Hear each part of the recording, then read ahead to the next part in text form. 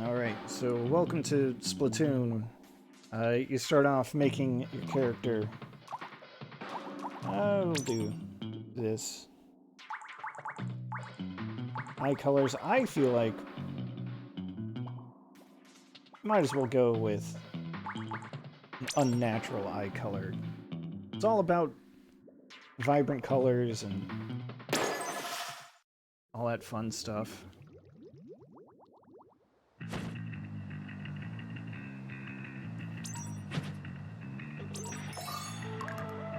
And don't worry, you do not have to commit to anything that you make.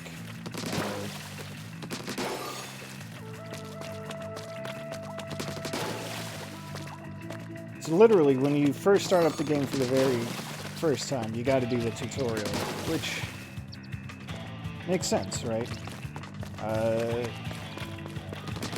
By default, there are motion controls, gyro controls with the gamepad, but you can also use the stick a bit. You can't tilt up or down with the right stick by default, but you can pan left and right. And you can always reset the camera, which is good.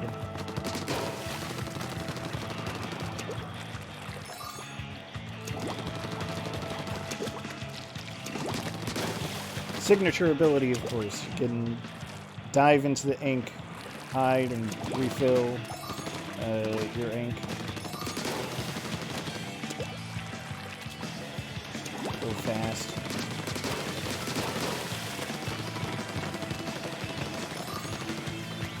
You can swim through grates. Don't worry about it. Squids ain't got no bones.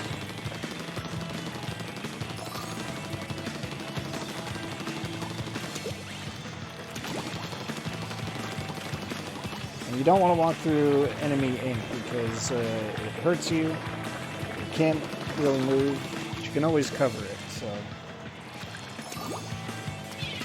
Yeah, there are bombs, grenades. This is what you get when Nintendo makes a third-person shooter. So those are the fundamentals of the controls.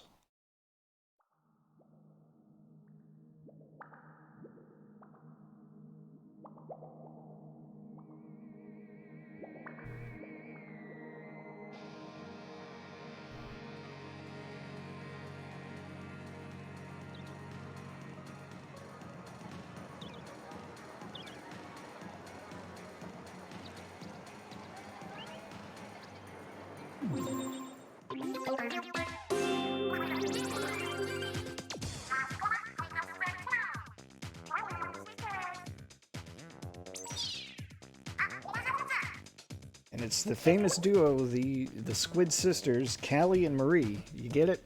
Get the joke?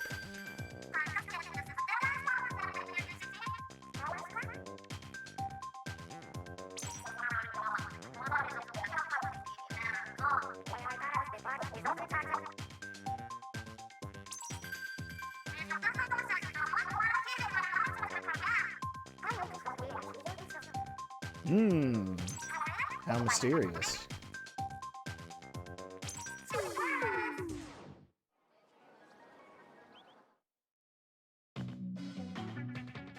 So when you're playing the game, you know, this is basically your main menu, more or less. It's talking about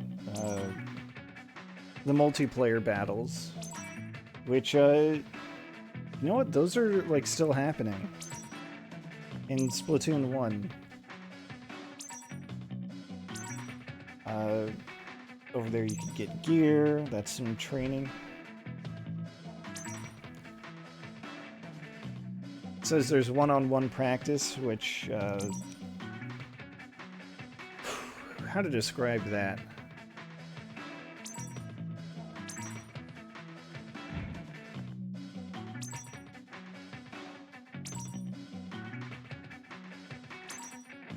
I'm just not going to try.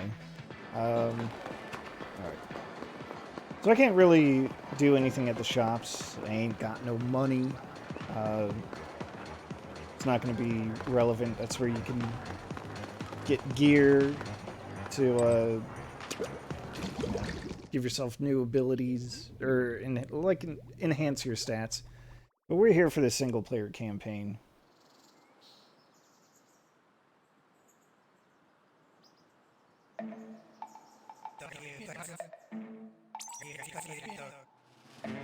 Oh no, the Octarians.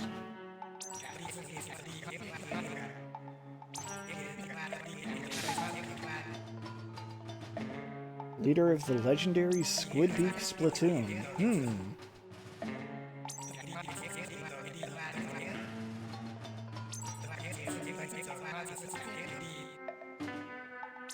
So wouldn't you know it, we're going after the Great Zapfish, which seems to supply electricity to the entire city.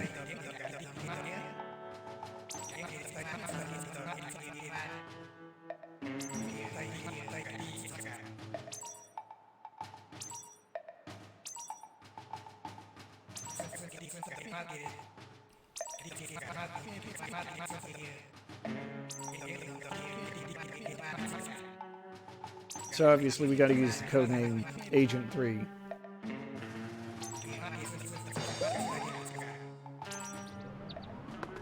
Alright.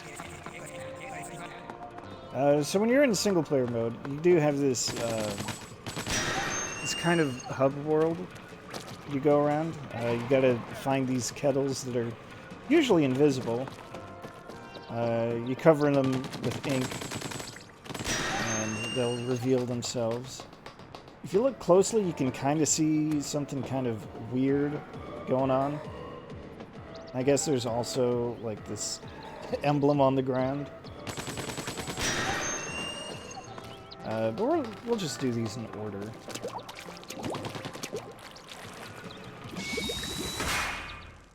Or at least some reasonable facsimile of order.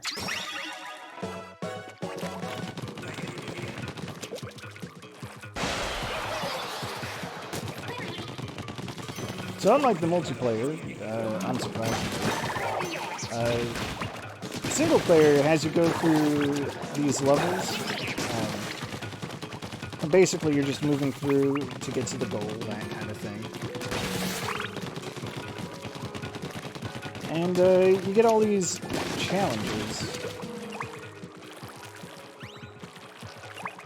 I want to get these salmon egg things. Power eggs, I think they're called.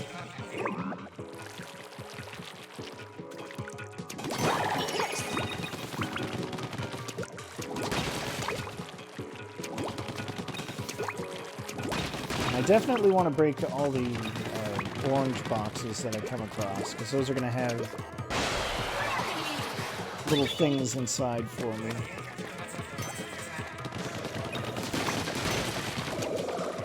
So the whole time Captain Cuttlefish is going to give me, you, the player, kind of generic comments. You know, letting you know when you can move on, giving you general tips if you need them, that kind of thing.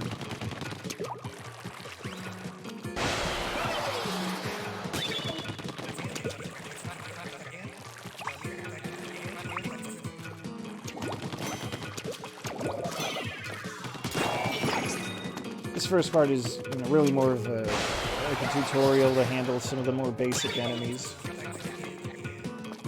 Like how you can't shoot the shielded enemies from the front, so you have to scare them with a bomb and then shoot them from behind. You know, basic stuff, right?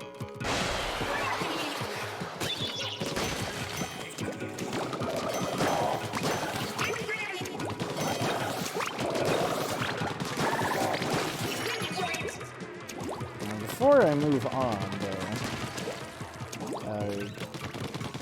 you can ink this pillar here.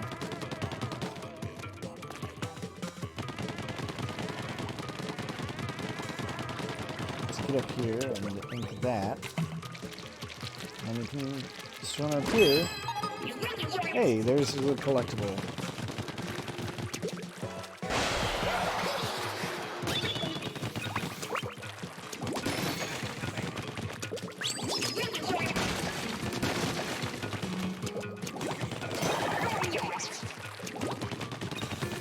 And more basic stuff. You've got your armor. If you get shot too many times, you'll lose your armor.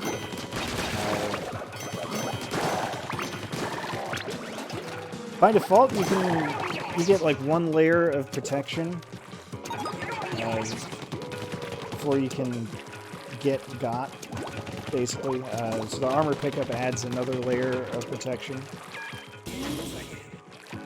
Go figure, right?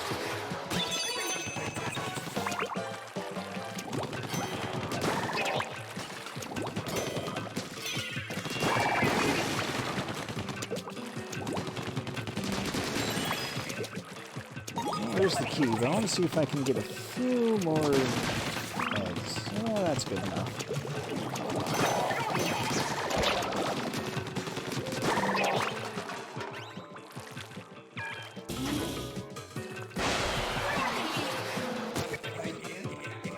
And this is how you know you've finished the level. You find a smaller zapfish.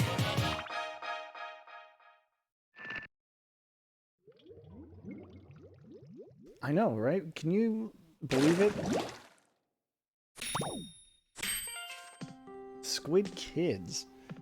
So the thing I picked up, I think they call them sunken scrolls. They give you a little bit of lore about the world. So we've got, since time immemorial, a rare type of electric catfish known as the zapfish has been prized by Inkling society as a source of energy. In fact, the entire city of Inkopolis is powered by a single 100-year-old great zapfish.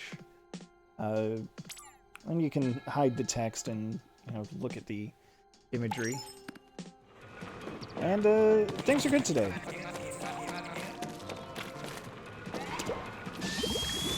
Gonna hop right into the next level.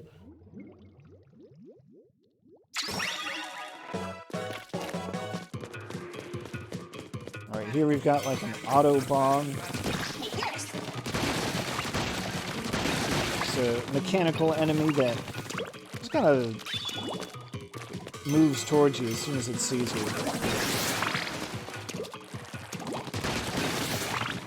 Also got those like balloon puffer fish.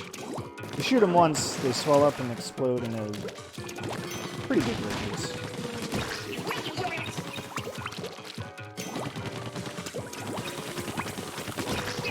Am I winning? I think I'm winning.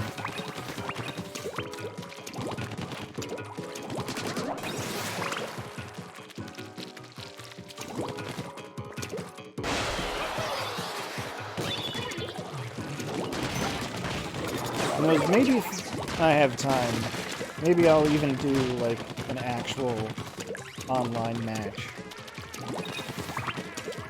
We'll see if I really can win. Well. Anyway, these enemies, they just roll around. If they get caught in your ink, they'll slow down a lot.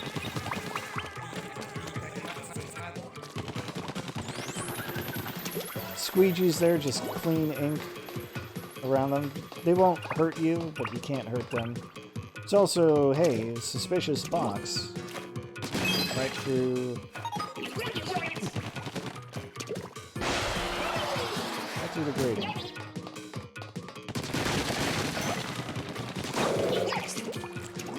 So I already forgot if I marked this 100%. I think I did, but my goal here is to at least try to get all those scrolls. Just for the fun of it.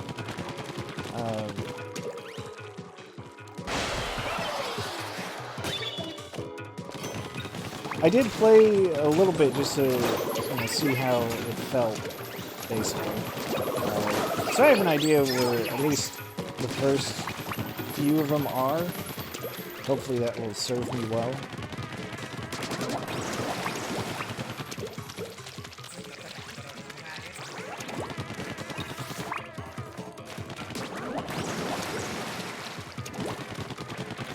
I do appreciate that you can shoot the collectible power eggs.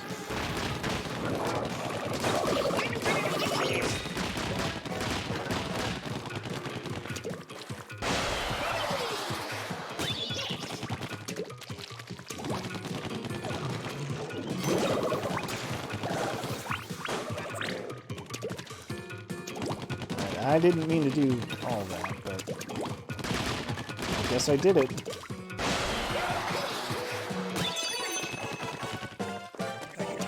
Oh, we get to mix things up with the ink cannon, so just fire away. Can I get them from here? Sure can. Oh, wait. What I really want to do is cover the wall, because I will not really be able to reach that high under normal circumstances.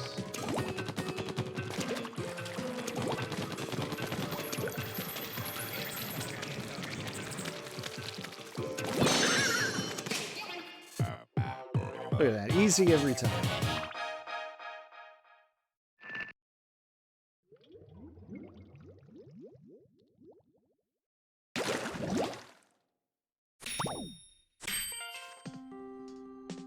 We Octarians dwell in a world deep underground.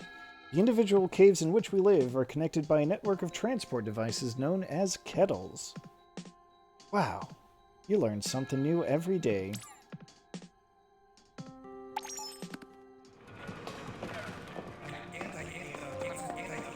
So we're in this valley, Octo Valley, conveniently enough. But each level is kind of like its self-contained dome.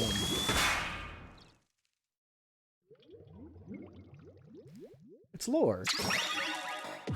Now, see, like, if you take a look around, you see it's, we're actually in a cave. The skybox is just made up of a bunch of, monitors. And the sun is just a big old light bulb hanging from the ceiling of the cave.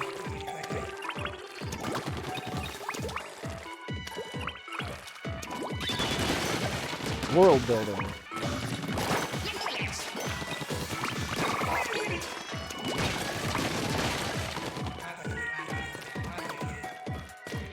The other funny thing about single-player mode is that the music is actually way different from multiplayer. And someone once described this particular song as like Rugrats Hell. And they're not wrong.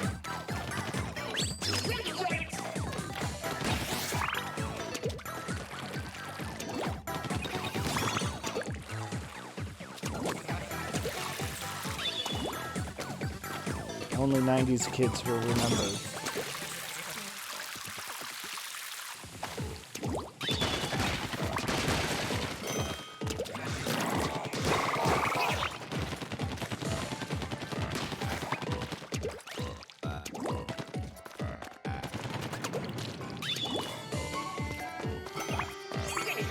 Ah, it's our first special, the Inkazuka. Equip it for a limited time. You get different shots, like this tall vortex of ink.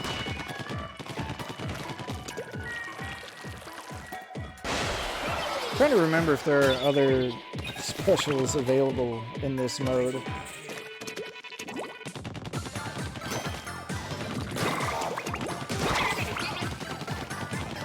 Alright, so let's see. Here's our collectible. Let's make sure I can do this right.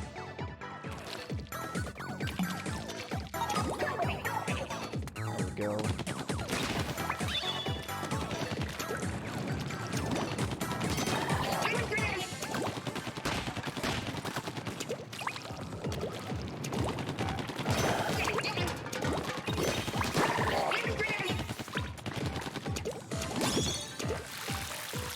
I guess these ink rails are kind of something I shouldn't completely ignore. But they are kind of...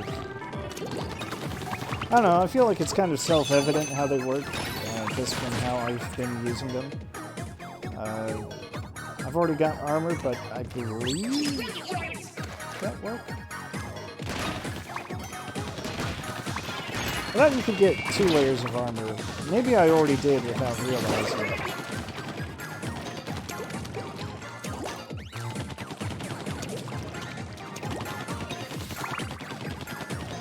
But I'm saving that special because you get a small money bonus for finishing the game with armor equipped and with a special in your pocket.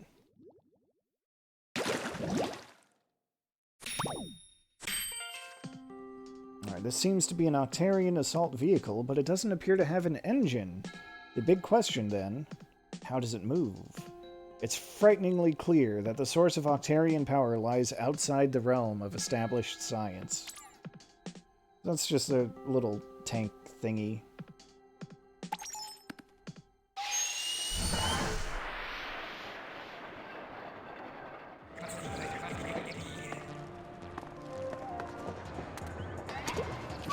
Beat enough levels, unlock the boss. I think you gotta beat all the levels to unlock the boss. The mighty Octo Stomp.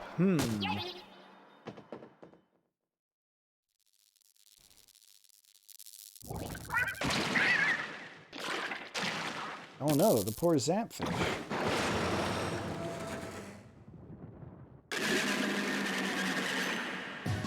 Look at its little leggies, though. So this first boss is really simple. You just make it face plant, then ink up its side so you can swim up and shoot its exposed tentacle. Super easy, right?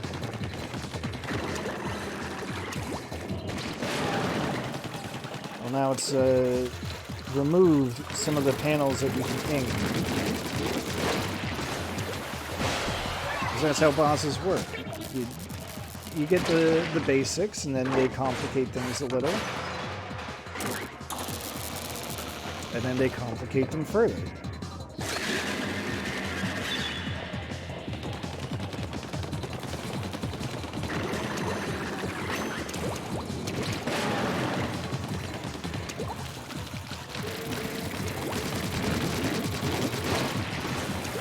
I say complicate, but I mean, is that really much of an issue? I guess it is the first boss. Let's throw a bomb to collect all that. The scroll is free.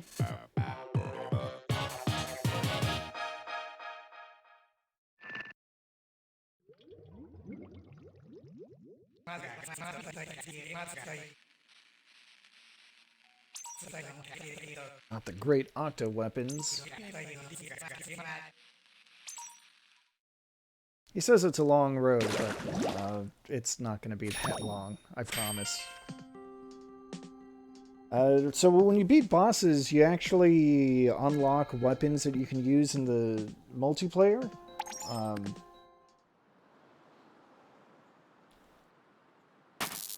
I guess I'll try to show that off after we're done, maybe. We'll see if it works. They do want you to get some experience with the multiplayer before you can get, like, some of the more advanced weapons and stuff. Which is fair, I think. First, gotta find, oh. So is this number 4? Nope, that is 7. What's that there? That's 5. Bosses don't count as regular level numbers. Nope, 6. I always have this issue where I just can't find level 4 right away. I think it's up here, actually. Yeah, let me check though. Yeah, it's good enough.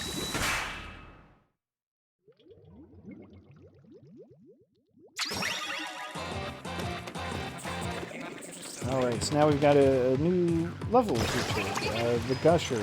It's just you see those valves sticking out of the floors? And you shoot them and they turn into a fountain.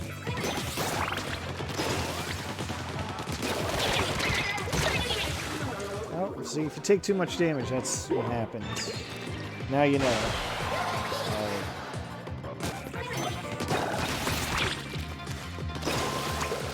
I thought you had a layer of protection before that happened. It's something that would respawn, regenerate after enough time. Guess I was wrong. Oh, it's an off-road stand. Yeah, just a little guy, like the boss.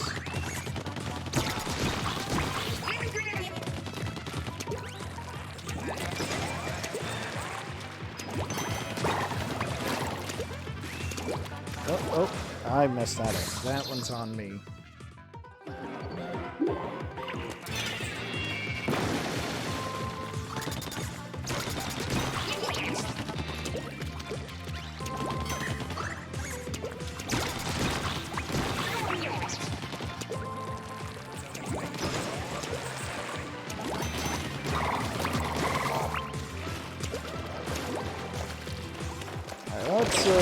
Let's do that. Turns out you can also get the shielded enemies from behind, or from below. Who could have guessed? Oh yeah, anytime you reach a checkpoint, your lives increase by 1. So I did a very poor job there. You can see that meter in the top left went down.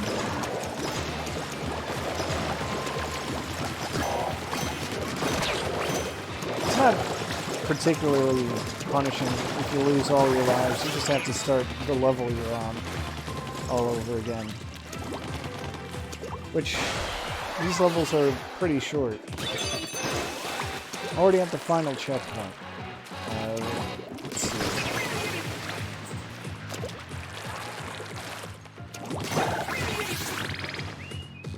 That one was a lot of money.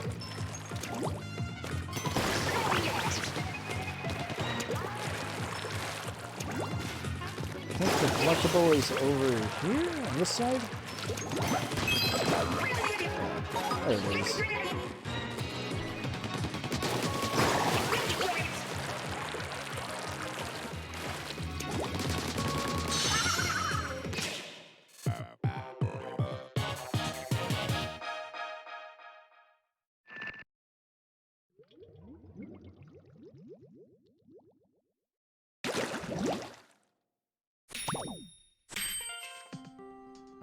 This scroll was found in a deep rock layer, its age estimated at approximately 2,000 years.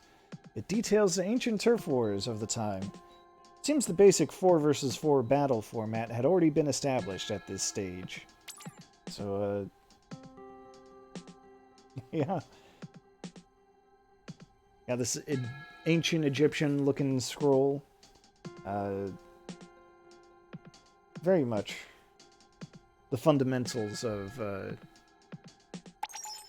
turf war battle. Alright, oh yeah, there's an upgrade gear thing, but I'm saving up for the hero shot because that increases fire rate, and that's what I'm going to be using the most. Let's see, I know I found level 5. There are 2 more levels I want to find before I actually get to it. So, let's see. here. That one is level 8. There's one more. That's right here. Okay. So I can't really show this off on the stream, but on the gamepad, you know, I have this option to super jump anywhere that I like. Well, to any of the levels that I've uncovered so far.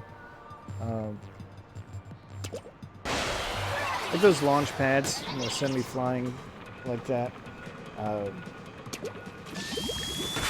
This is the only way you can really do that in single player. In multiplayer, you can use that to jump to your allies or jump back to you know, the base.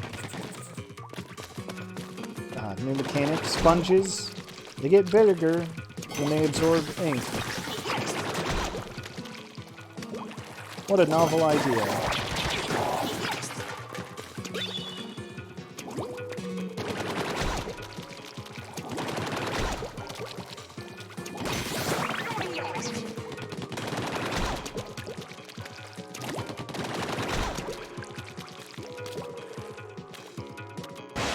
Hey, Frost.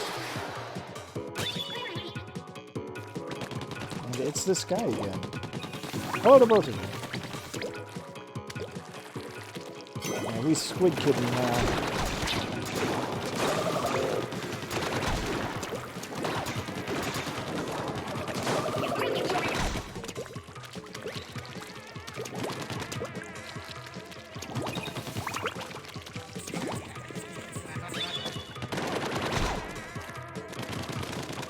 It's going alright. I'm trying very hard not to acknowledge your reference to the pull-up kids, slightly older toddlers diaper commercial.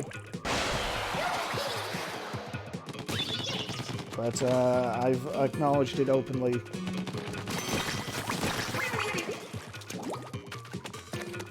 Did they point out yet that enemy shots will make the sponges shrink? Because they do, and you actually want that to happen to get the hidden collectible. Splatoon 1 doesn't have, like, it has just this campaign mode for single player. It is, what is it, like 4 worlds, 5 bosses, I think 27 levels overall. It's really not that much in the grand scheme of things.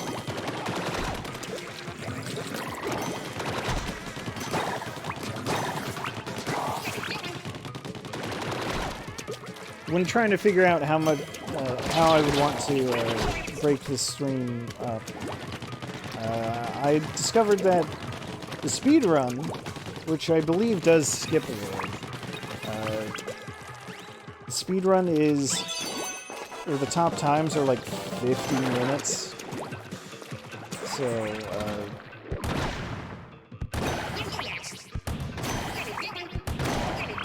so I'm going to try to, I should be able to do all of this in one stream session. I figure it can't take more than a few hours to finish the whole mode.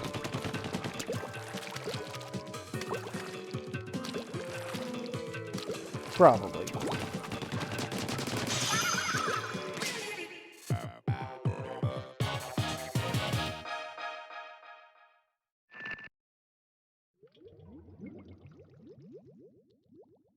Oh, but the single-player stuff does have lore, and that's what all these scrolls that I've been picking up contain.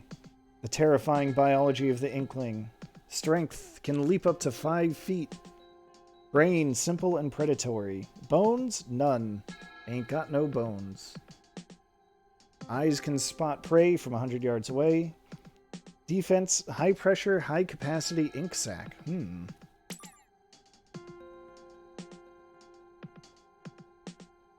Oh, there you go. There's your biology textbook diagram.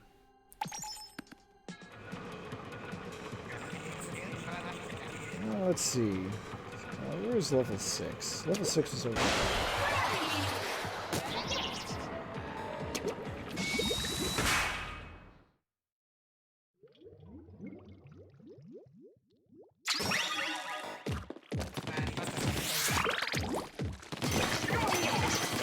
Oh, damn it. I meant to upgrade. You know what? I'm just gonna go back to the hub so I can upgrade my gun. See, it shoots like this, right? Let's give it a good old 20% fire rate increase. That feels better. Okay.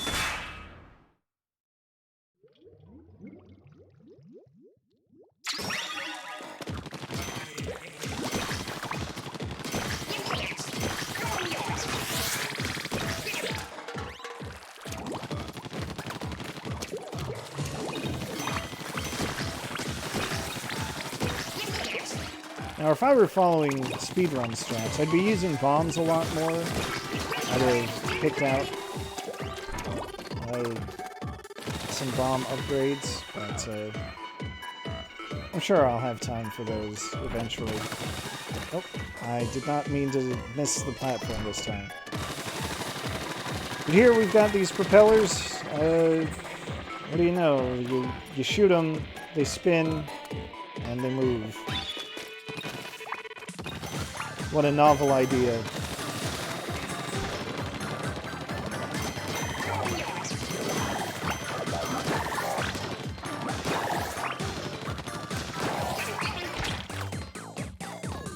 Now, I'm pretty sure...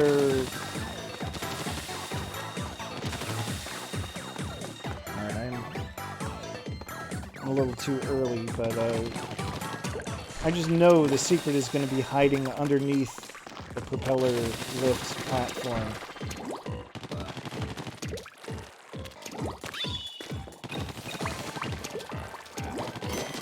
You'll have to raise it without climbing aboard. Probably here?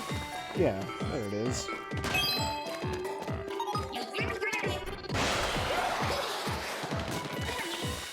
Oops. Oh, come on.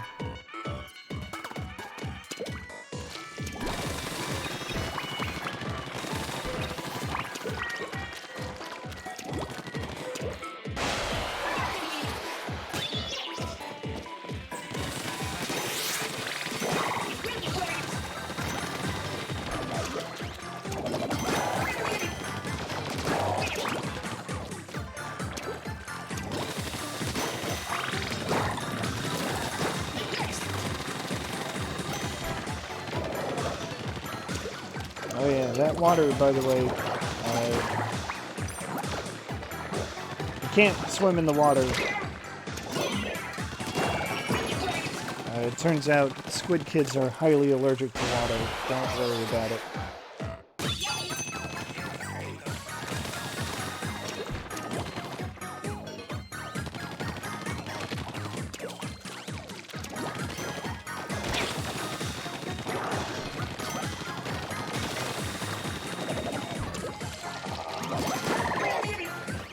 I see money on the back there.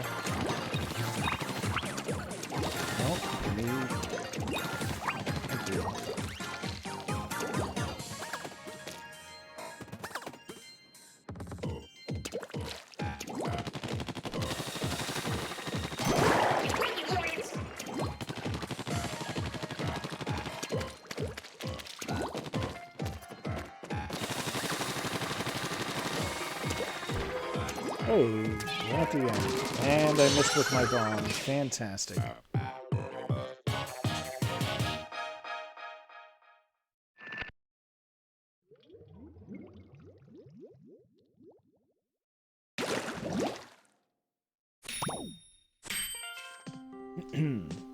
The Department of Energy has announced that further declines in the availability of electric power are likely to occur in the near future.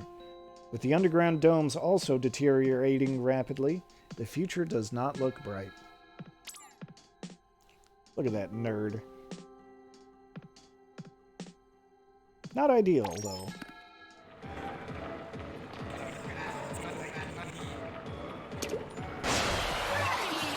It's level 7.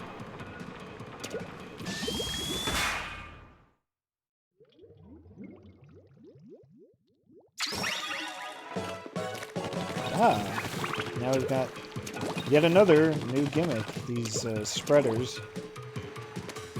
You just sweep a surface with whatever color. Not your color. Always the bad color.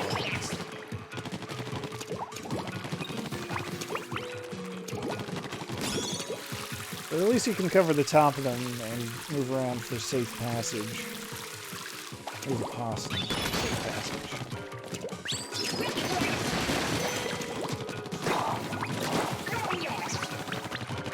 And of course, they don't just do floor surfaces, they also do walls and whatnot. How are you missing? It doesn't seem right. I guess they really just wanted to do something like that, which, okay, fair.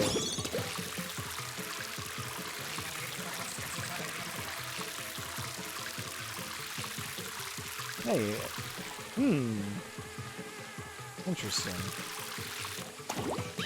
Not the Krabby Cakes, that's whatever. But, if you do a little something like this, you can actually ride them as they pass underneath, you know, the walkways. Sometimes I'll have secrets. Just little extra prizes for you.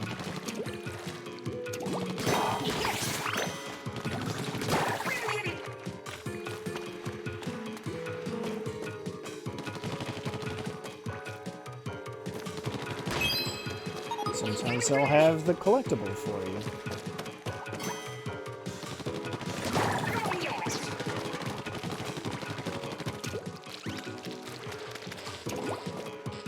And you can technically go, you know, ride that around if you feel so inclined. Then you skip the checkpoint, and I'm pretty sure it's faster to just go over anyway. Hey, balloons. A balloon, at least.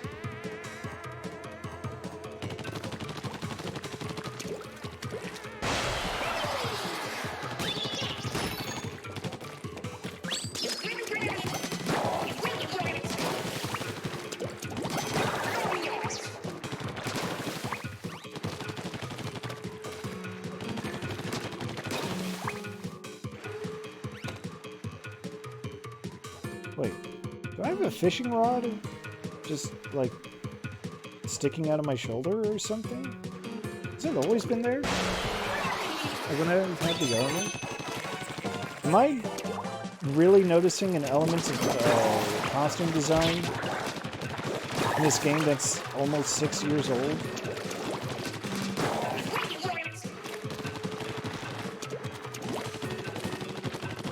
Wow.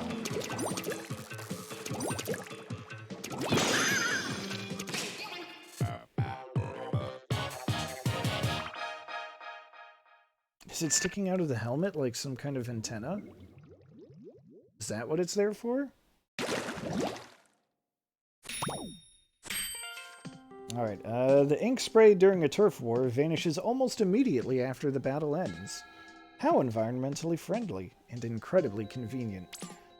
So I believe this is all the potential matchups in the game. You could be any of those colors. That's neat. Oh, I can't show it here in the single player mode, but there is something that's kind of nice. We do have like an option called color lock, I believe. At least that's the name of it. To try to make it more colorblind friendly. You get two colors that... I think the idea is that, you know, you get the two colors that work for you. And you can just make it so that you keep those colors. through every battle.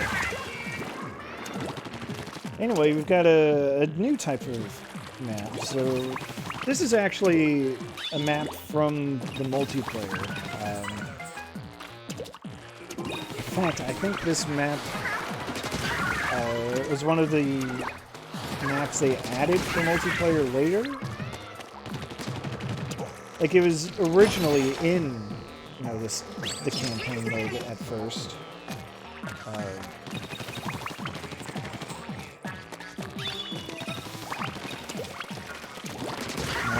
As this level.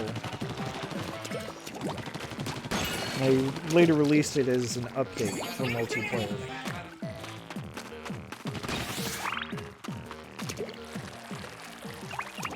Well, it's telling me to use the Inkzuka, but what if I don't? What if I save it?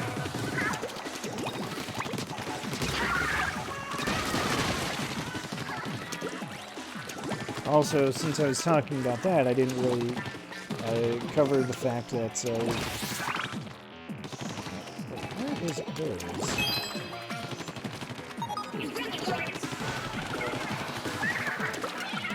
The enemies here are a special type of Octarian called the Octo-Ring.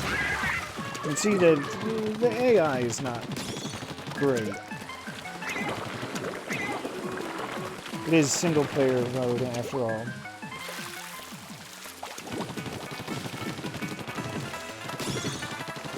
They are very much like the Inklings.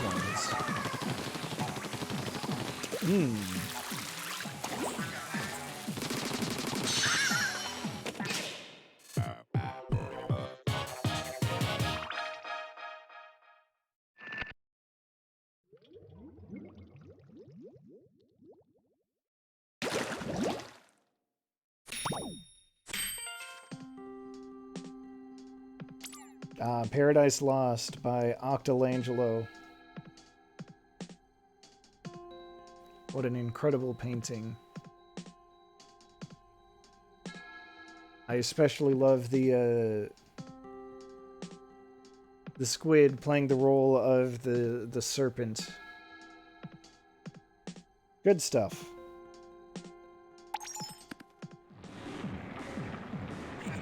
Let's hop on to the last level of this world.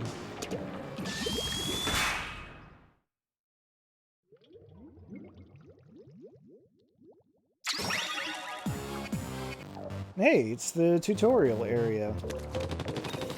Imagine that.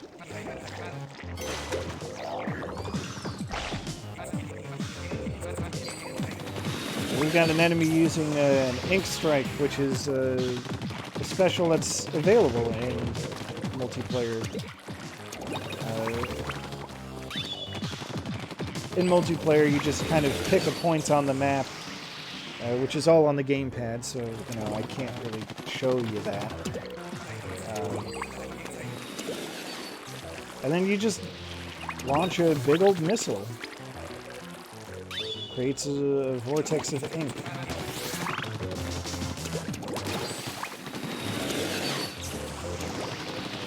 And, you know, you don't want to be caught in it. That's how that works. Probably self-evident. Also, some enemies like to just hide in the ink.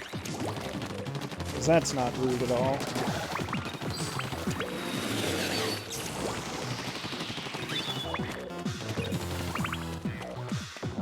Let's see.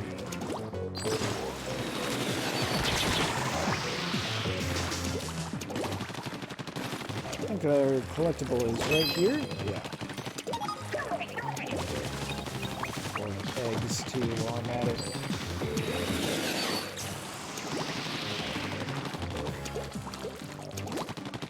Now don't quote me on this, but I think the Ink Strike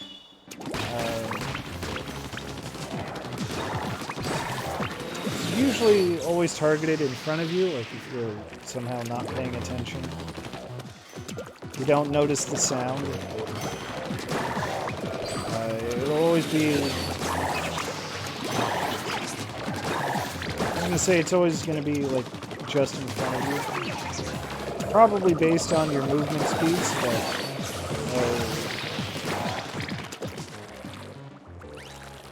so that if you just keep going in the direction you're going, at the speed you're going,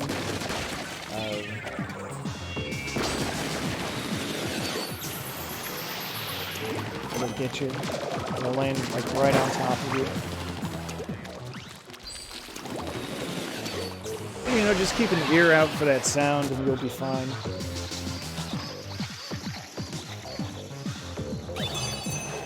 So I guess this is kind of a mini-boss fight. And really all I need to do is shoot him a few times, and that's it. Battle's over.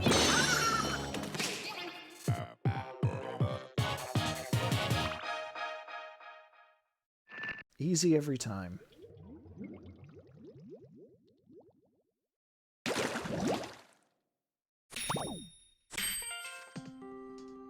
Here we go. It seems that some Octarians can assume humanoid form. These specimens have superior physical capabilities and are highly aggressive. High-ranking individuals have kelp on their heads. But what motivates them, if anything at all? Well, if I had to guess, it's probably that energy crisis they're facing, but what do I know?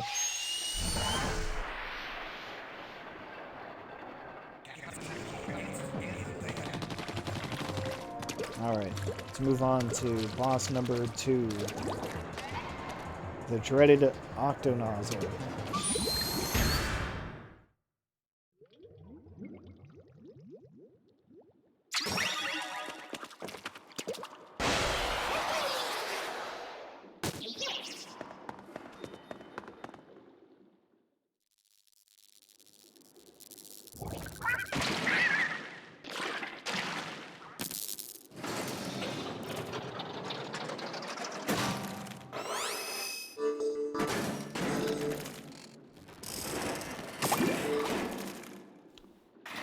Oh, its belly button is sticking out.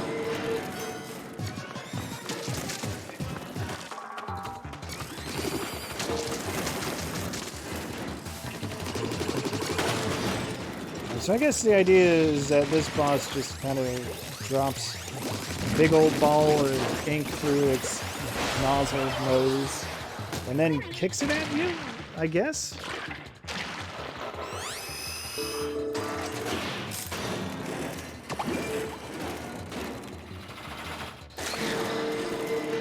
And I guess you're supposed to use those little barriers as cover. But who cares? It's fine. All you do is you just go around and shoot the little exposed bits and climb up the side.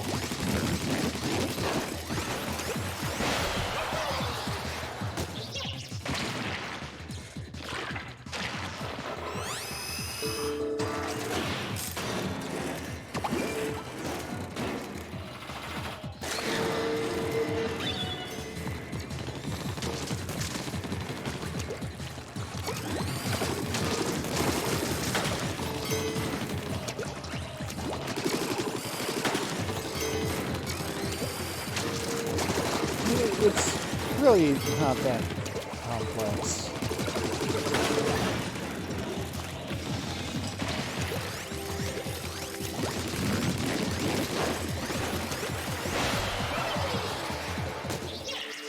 And that's it. That's really it.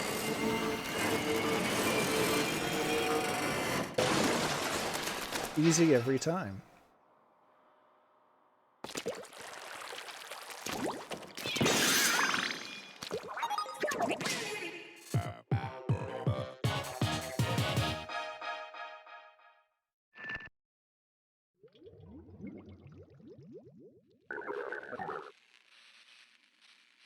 Oh no. Weird transmission.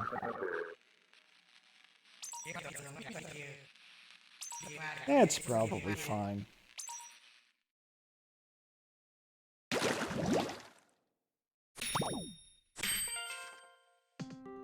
And another weapon that... And we'll see if the game even lets me turn those in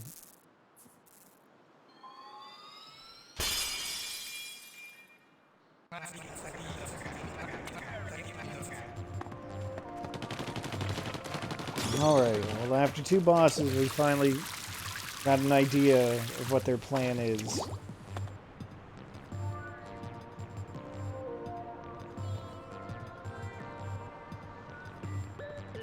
So now this little hub world is looking more like a... It's more like a playground for you to explore.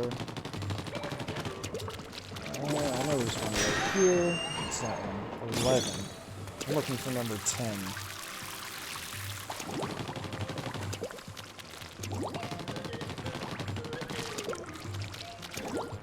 Now that's where the boss is.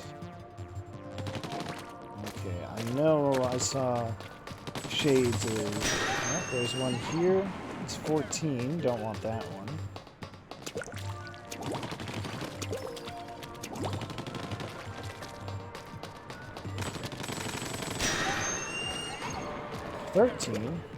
Close, but not quite. Let's see.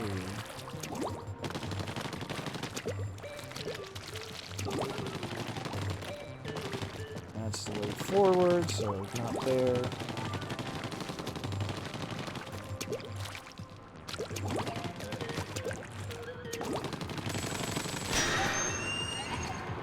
Let me see what I found. 10, 14, 13, so 12. I need to find 12 and 15. There's... Not sure which one that is. One of them.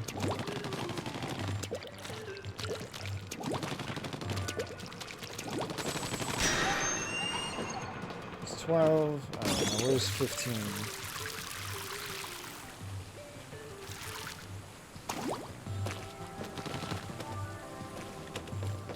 Gotta be around here somewhere.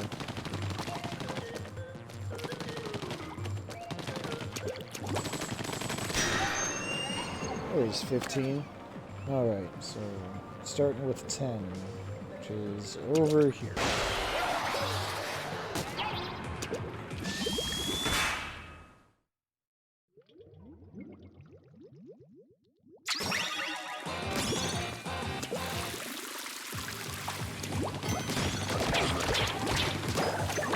Looks like this level is going to be all about ink rails. That's what the name suggests, at least.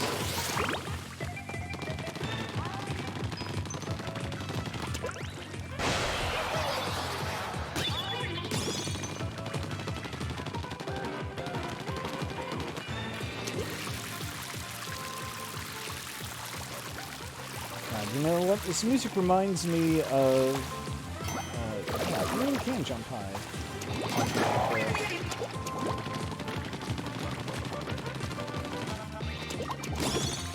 This music reminds me of the infamous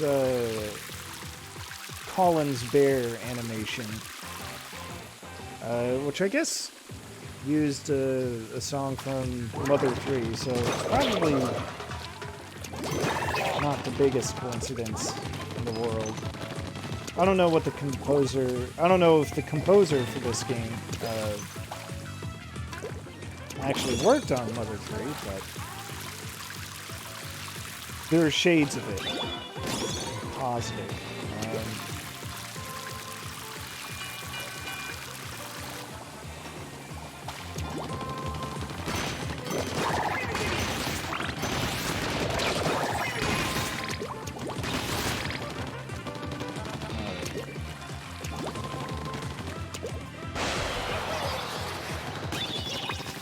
Hopefully I don't accidentally miss the scroll here. Because honestly, when I did a little playing to make sure that my setup was working right, I did kind of... Aha, see? I didn't actually... play this far into it. I guess you're supposed to notice that the rail actually wraps around. I guess I did notice that, so pretty sneaky. Just not sneaky enough.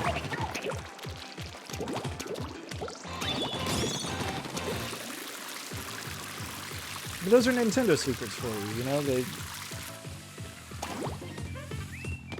They have distinct visual clues, but you just gotta know how to look for them.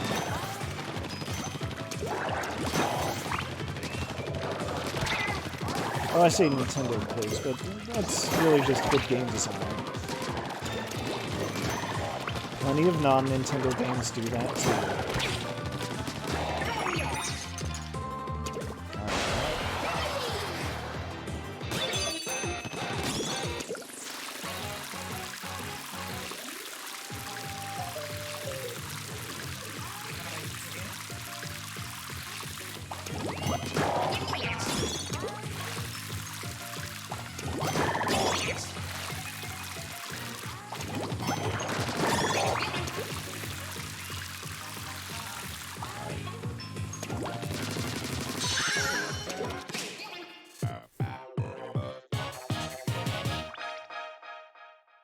I guess while I am thinking about the composer for this game, I can't remember his name. I do know that he also does like all the Animal Crossing games. Anyway, with the creatures of the surface driven to extinction by rising sea levels, the ancestors of the Inklings were free to haul their 10-legged bodies up onto the abandoned land. This is how the mollusk era began. There you go. You've got the evolution of the Inkling, I guess. More world building.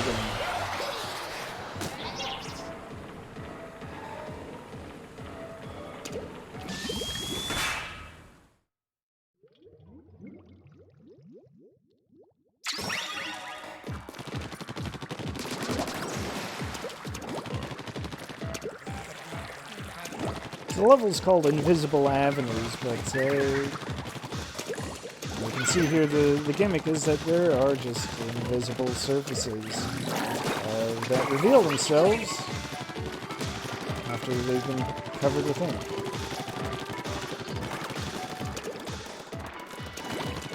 Just...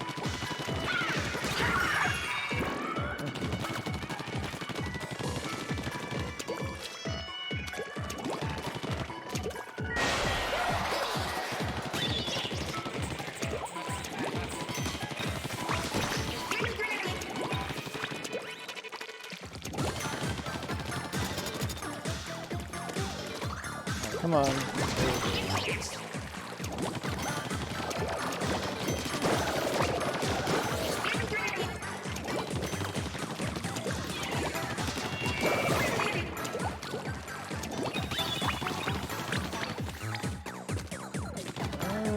I haven't been there yet.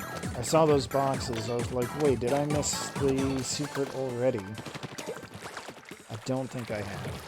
I'm just hoping that I have. That's probably the secret right there.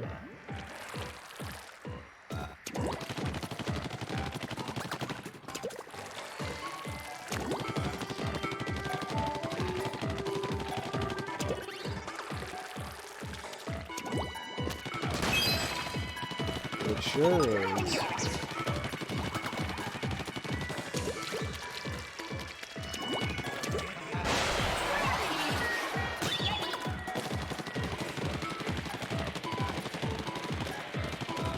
I guess this is pretty neat.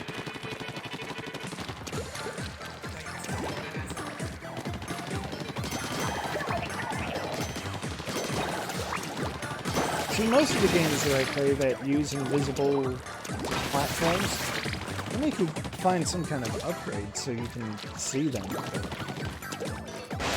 Just covering it with ink, that's perfectly fine way to do it.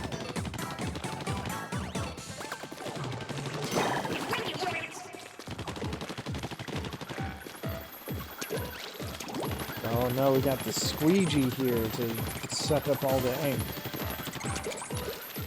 That's alright.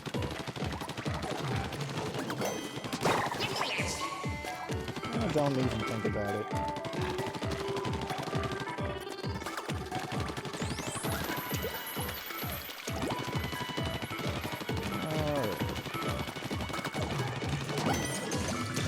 Oh.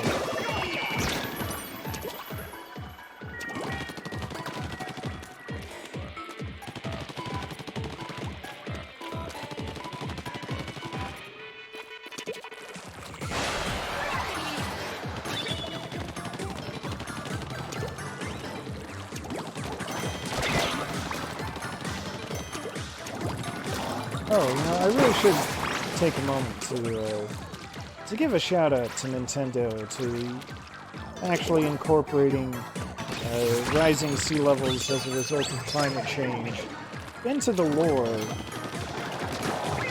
of their bright and colorful, family-friendly third-person shooter.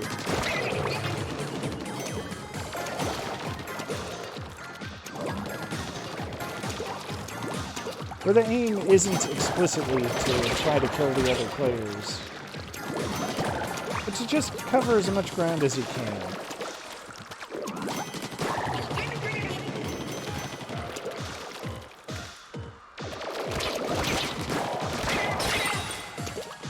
Oh, there goes my armor bonus for the level.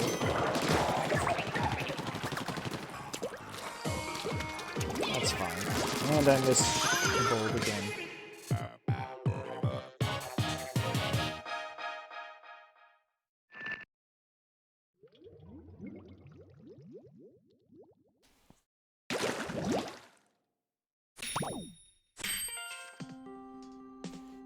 Twice a year, the Inkopolis Collection Fashion Show captures the hearts, minds, and wallets of the city's youth.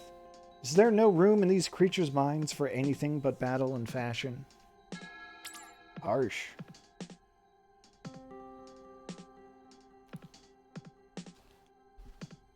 Those are some looks, though, some outfits.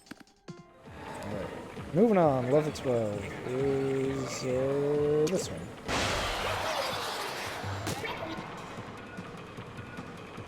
Oh, let me see where I'm at with upgrades. I guess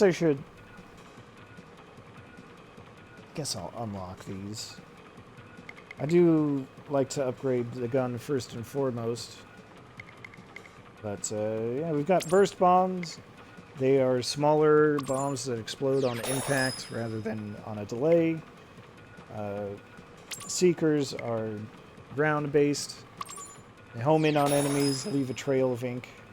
Speedrunners use the Seekers a lot, I believe. Yeah, I get it. Thank you.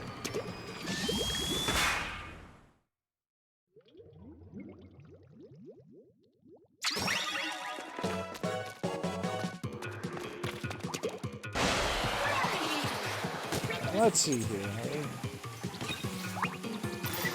As you can see, the Seeker just goes up and just carves a nice path for you, if you're into that kind of thing.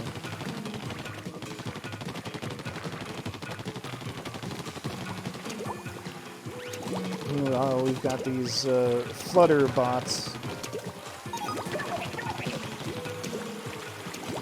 They mostly go on a path, but if they spot you, they will, you know, lock onto you to try to track you.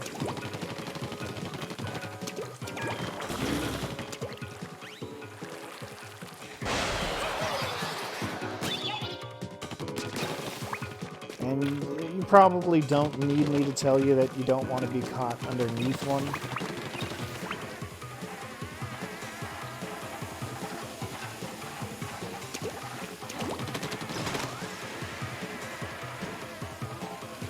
I like to put things on top of them for you to use somehow.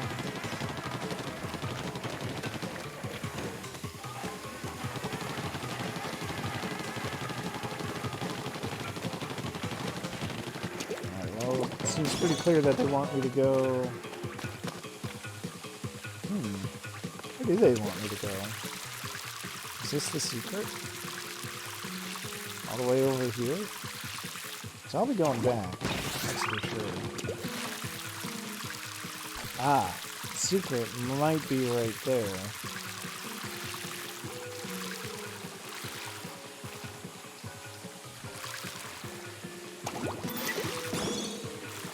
That's good enough.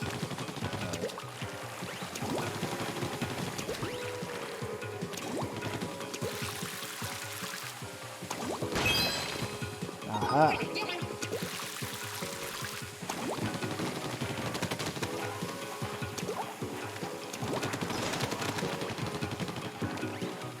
Trying to figure out why these things have gushers on top of them. Because it's clearly to get up there, but how do I get high enough to use them?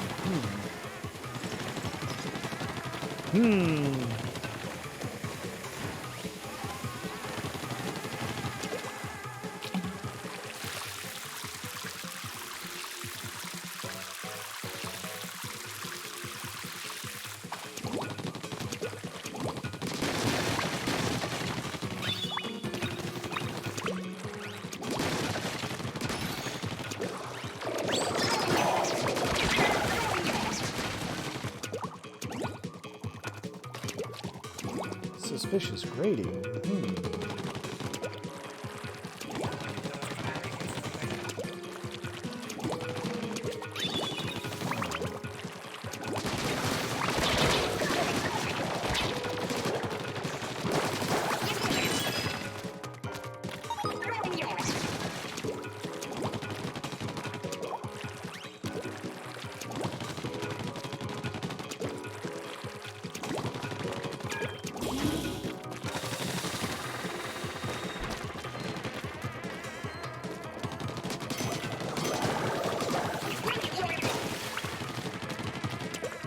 Alright, let's see where this takes me. Final checkpoint.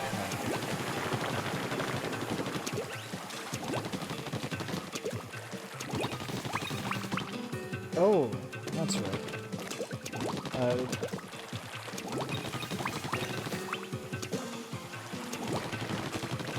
The map does actually have like an enemy radar on it, but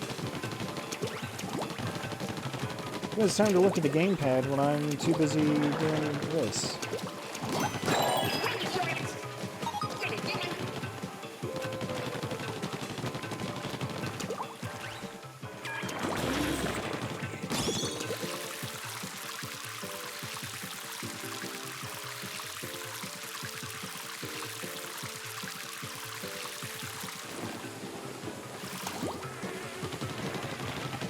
See, I want to know what's over there.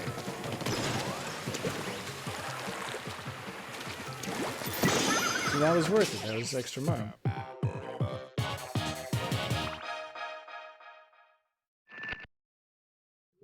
Oh, yeah. I mean,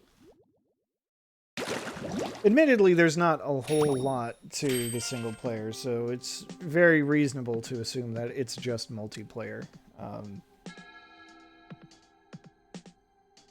And there's very little overlap. There's a little bit of overlap. Like I said, the scrolls that I'm getting for bosses will unlock weapons for you to use in multiplayer. But this is more to just, like, get a feel of how to move around. Just fun little challenges. Anyway, the first battles of the Great War ended in victory for the Octarian forces. The diligent Octarians easily dominated the Inklings, who were unable to wake up early enough in the morning to defend themselves. Relatable. I, too, have a hard time getting up early enough in the morning. Let's see, that was 12, so we want 13.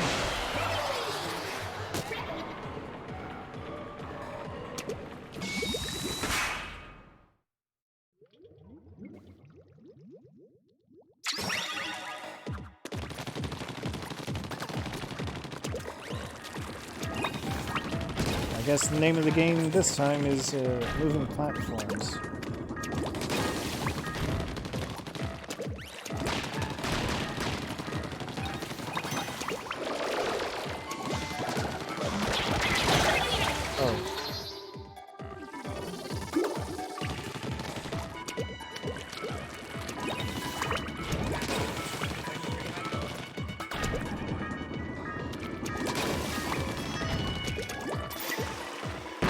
Oh, I forgot I still have the supers equipped.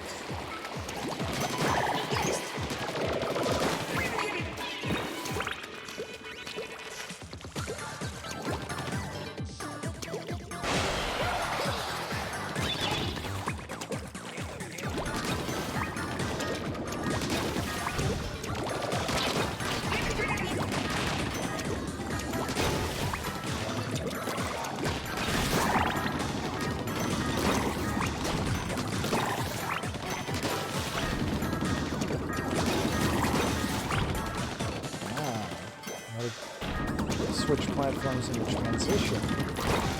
Clever.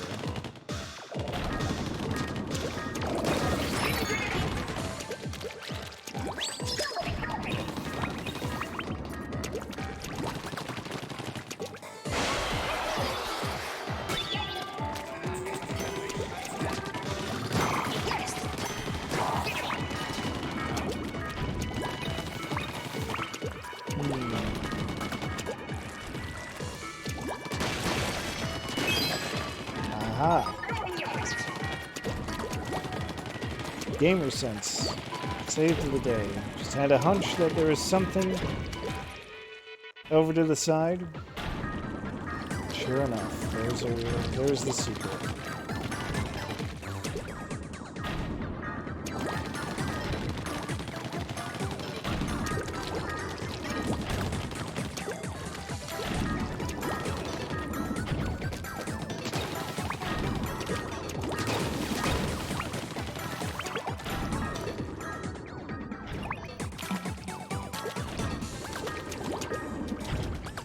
Oh, there you go.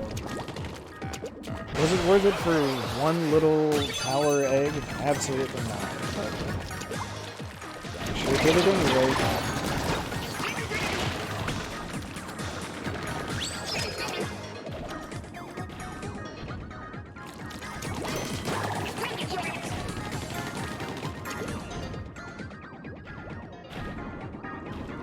Hey, Michael. It's alright, I appreciate you lurking. Appreciate you taking the time for Splatoon, the original.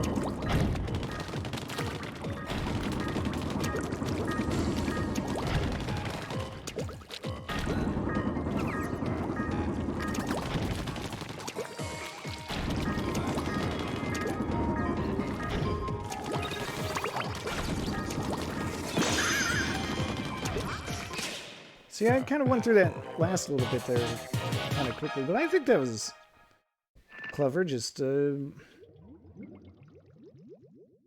you gotta look at things from all kinds of different angles to figure out how to advance. Heralded by loud explosions, the great octo-weapons quickly stormed the Inkling's central stronghold. Victory for the Octarians seemed all but certain, but due to a plug being carelessly pulled from its socket, their hopes were dashed.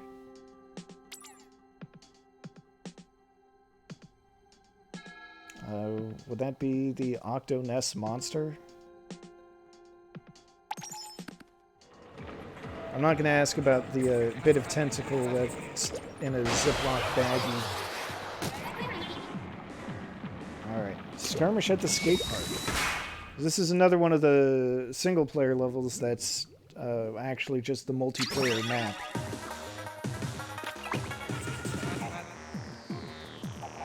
Got more Octolings.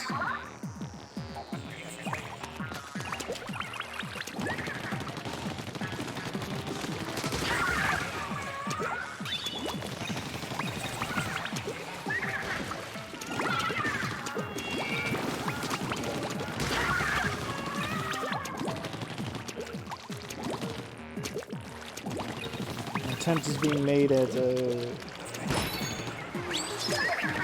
classic game trope where you've got the enemy that can do all the things the player can. Except since there are a lot of them, you know, they're not actually that good, to put it bluntly.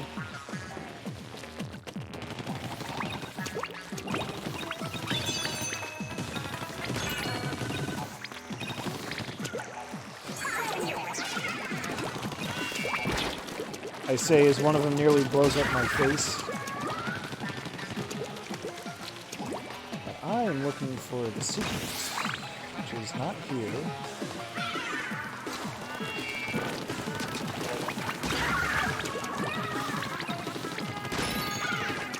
That's just armor.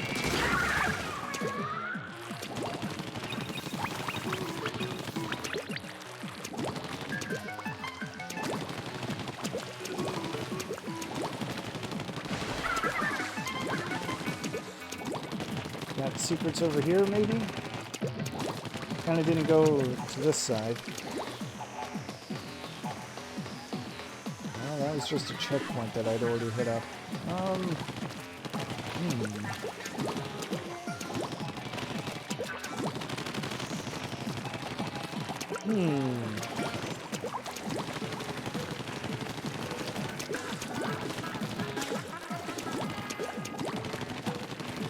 And this really is just the single-player map, or the multiplayer map, with,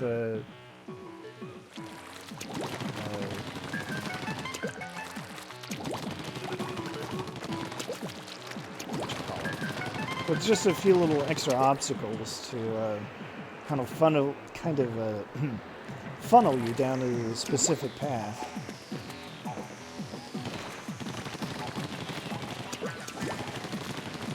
And yeah, I have played through the game before.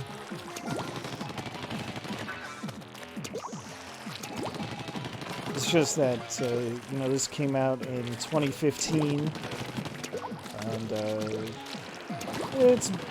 it's been a hot minute, especially after Splatoon 2 came out. What is that? Friggin' scroll. Man. This place isn't that big. Oh, wait, you know what? It's bad.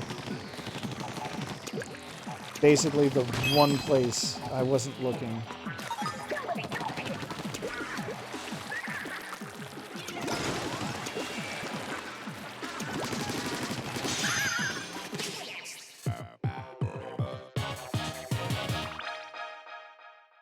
Oh no, now I've reminded myself of this old Jeff Foxworthy bit from his stand-up routine where he talked about the phrase, oh, it was in the last place I looked. And you'd be like, well, I sure hope it was. I hope you're not still looking after you found it. Anyway. Lady Luck shone down on the Inklings, and historians today agree that the Inklings' victory over the Octarians was mostly due to their superior number of limbs.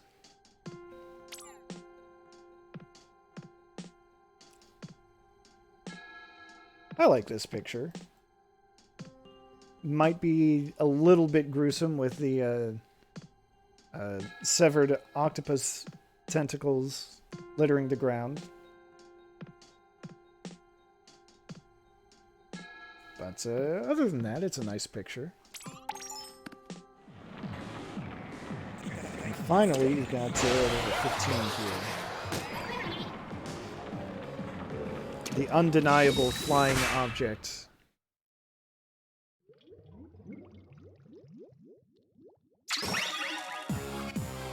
Which is, I think this is based on yet another multiplayer map?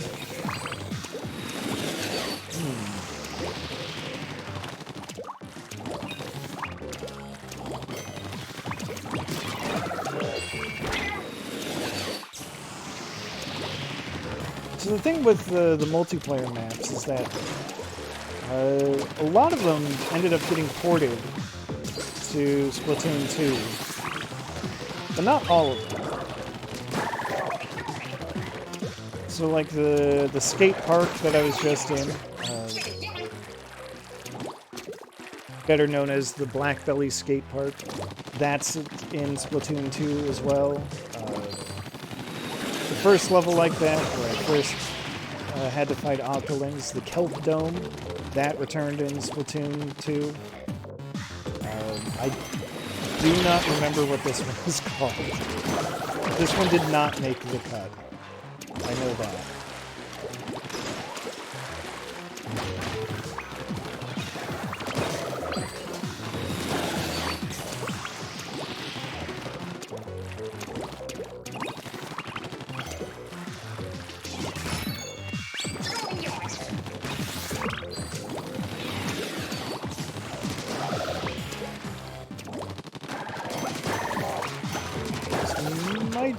Based on a map called Salt Spray Rig?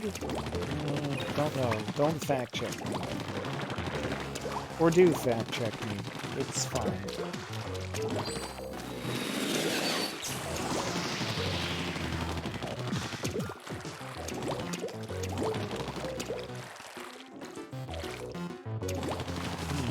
Where is it? Well, it's just money. Upgrade currency. Wait.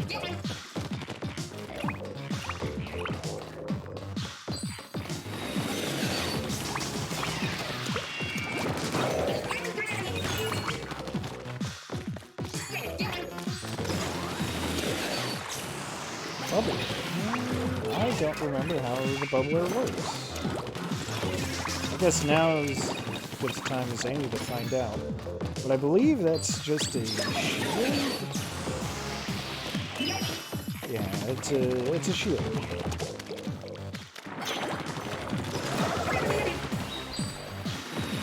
A shield I absolutely did not need. But in exchange for its protection, I think it gives you, like, you take increased knockback.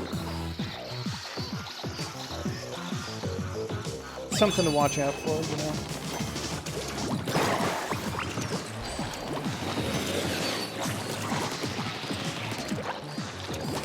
Get over here, big boy.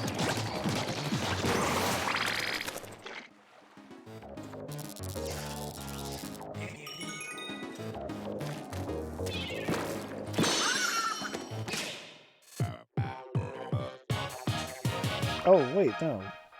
Bluefin. It was... I don't remember the full name. It was not Salt Spray Rig. Probably called, like, Bluefin Depot or something. This is the only existing photograph of the legendary Squidbeak Splatoon. The young man folding his arms appears to be the leader. When this picture was taken, the Great Turf War had been raging on for over a year. And look, it's Captain Cuttlefish in his heyday. And some nerd on the left side there.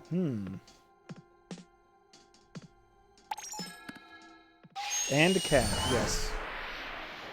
Cat is very important. Alright. Boss time. Oh, they don't want me to... I see. Not gonna let me jump straight to the boss. I'm gonna have to climb there. That's fair. How shall I do it?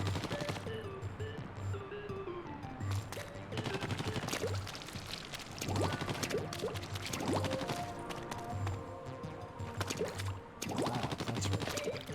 That's how I do it.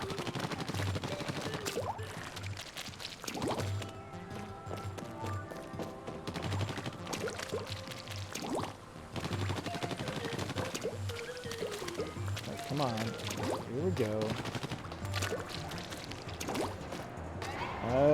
Octo Whirl. Roll with the punch. Ah, okay. I get it.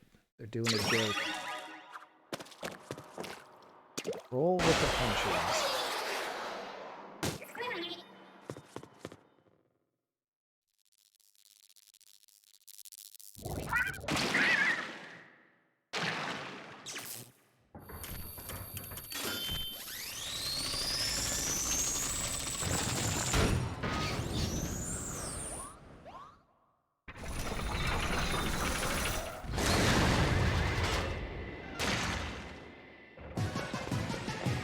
Alright, so it rolls around, it spins around, I remember that much.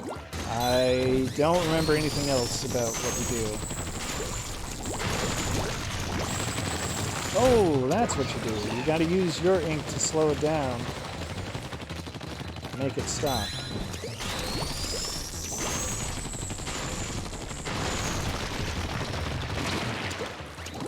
Okay. That's easy enough.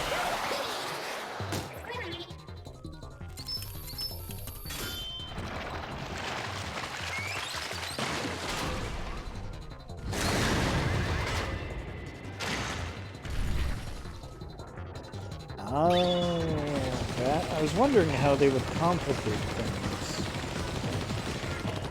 for this boss.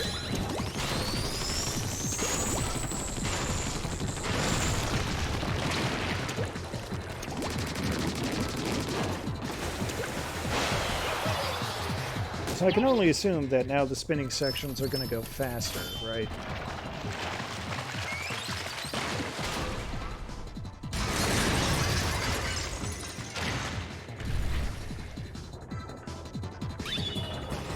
Oh, now it's just that certain sections cannot be covered in ink. Okay. That's rude, but okay.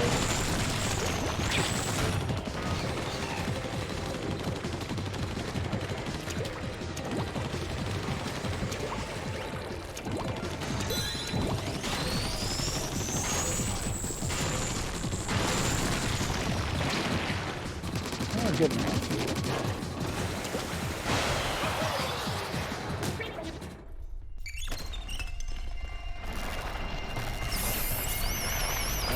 So the bosses are basically vehicles. And also, hello, Tyrion. Welcome to you.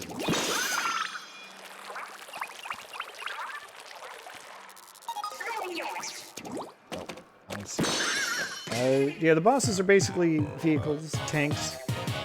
The great octo weapons, they call them. They just need a power source, which is the electric catfish that I'm picking up. The Zapfish.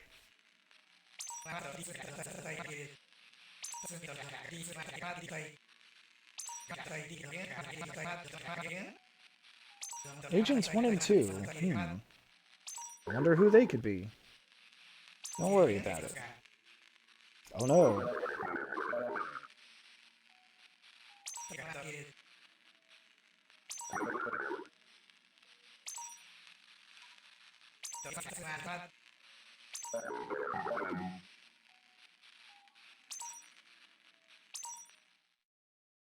So long, cat and cuttlefish. Alright, so, yeah, the boss is... how else to put it? So the Octarians, who I'm fighting all this time, for the most part, they just look like tentacles. Like just a single tentacle. Sometimes more, but... wait, is that the right way? Yeah, that's the right way.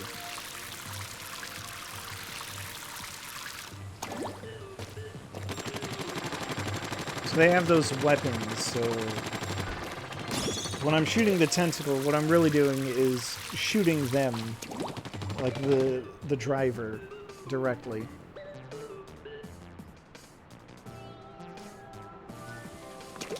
Alright, here we go. It's World 3? Yeah.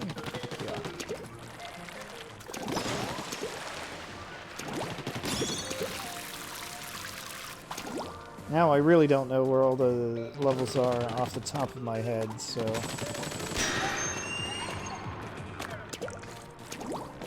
let's see here. Where does this take me? Where does this take me? Up here. All the way up here. Okay. 21.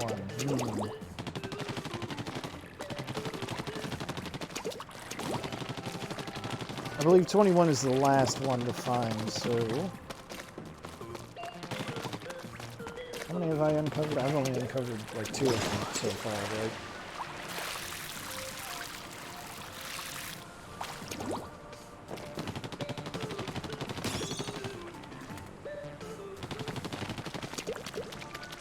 I'd still rather get all the levels uncovered first.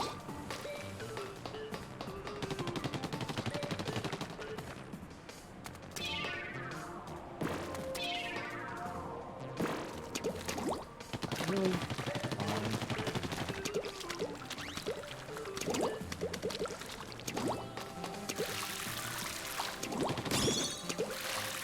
Alright. 20. Bluefin Depot. That is what that one map is called. Okay.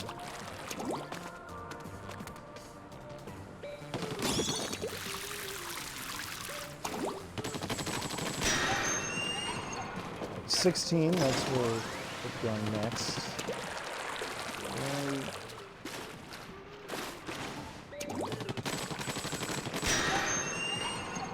17. Alright, let me do a quick count. I'm missing one last level to find.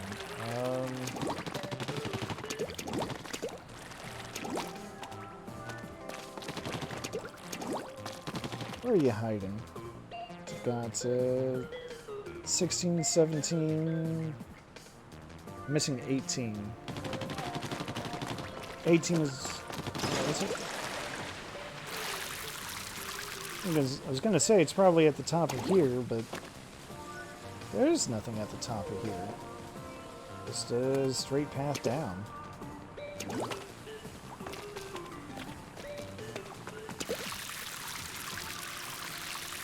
Oh, there's 18. Totally. Okay.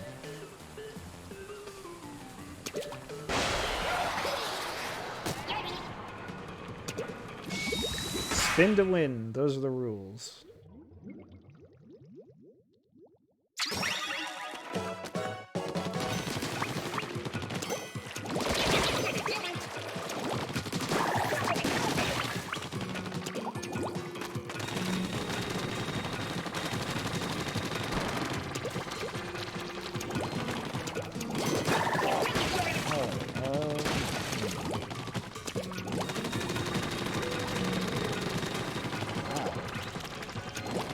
Race the clock, eh? I can do that.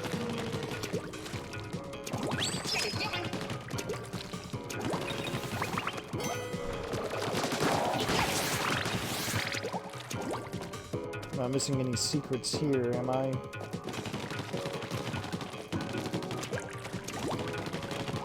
Sometimes gamer sense is a little overactive.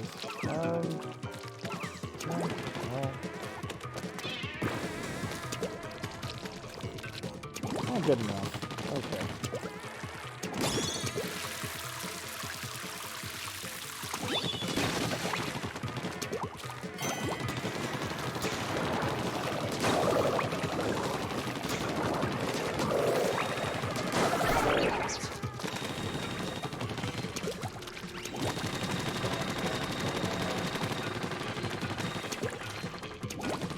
So one thing I do appreciate about this game's levels is I feel like with a lot of Nintendo games, at least some of the older ones, you know, like your Marios and what have you, they come up with these, you know, these ideas for a level, and they only use them for exactly one level. And that's it. So I appreciate that, you know, this game revisits its ideas in a, you know, a more creative way. It's not just one and done, you know?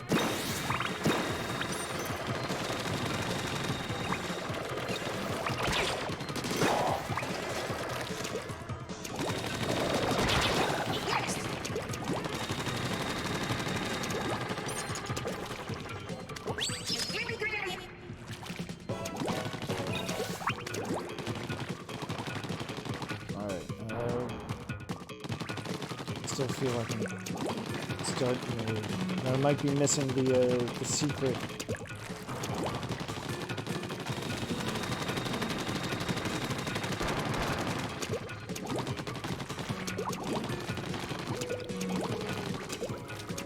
Well, not yet.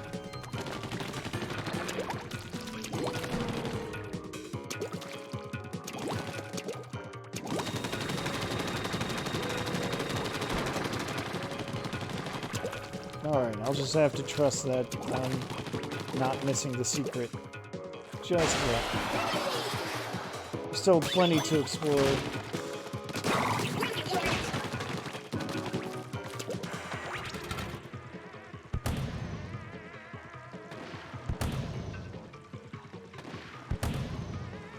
Can't believe I actually gotta watch for things like the bullet drop.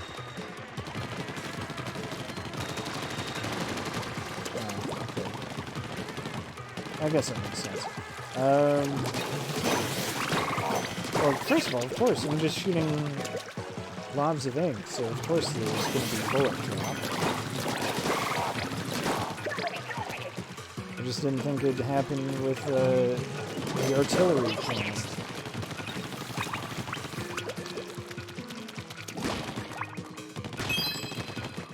There we go.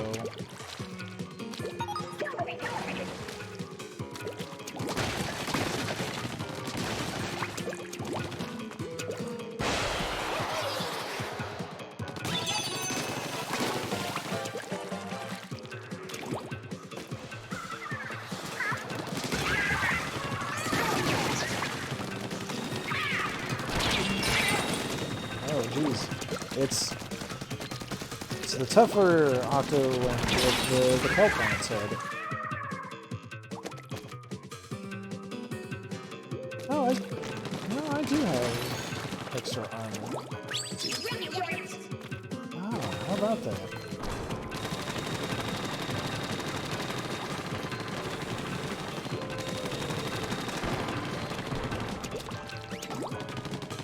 Oh, launch pad. That's what I need.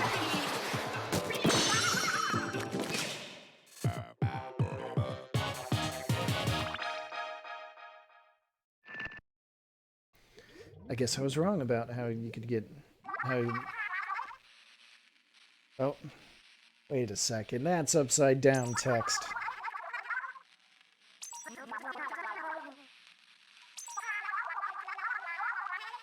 Who's that in those text box icons?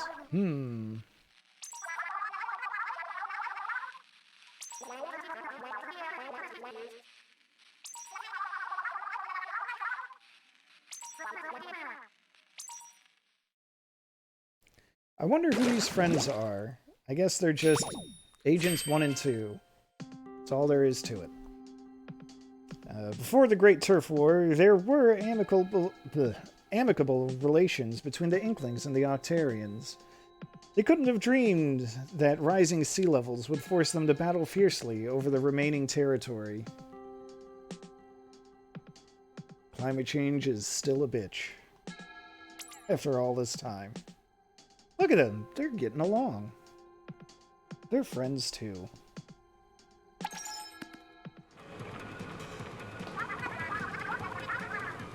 Alright, 16.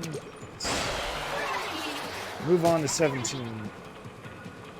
Oh boy. Octo snipers.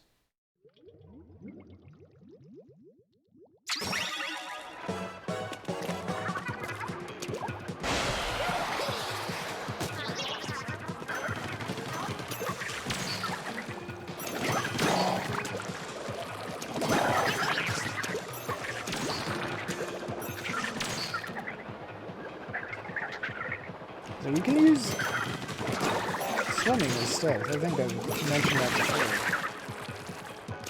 But, I'm just thinking of someone at some point, years and years ago, said that it was a very Nintendo thing to do, to make a third-person shooter and make run, crouch, and reload all the same button.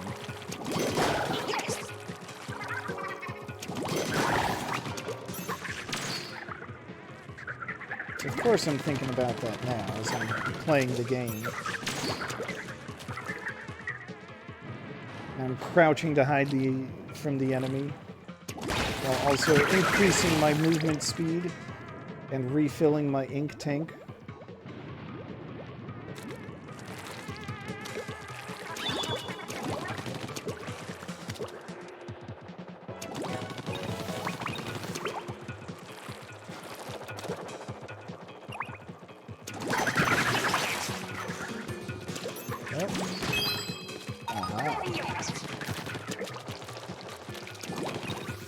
Can't hide your secrets from me forever, video game.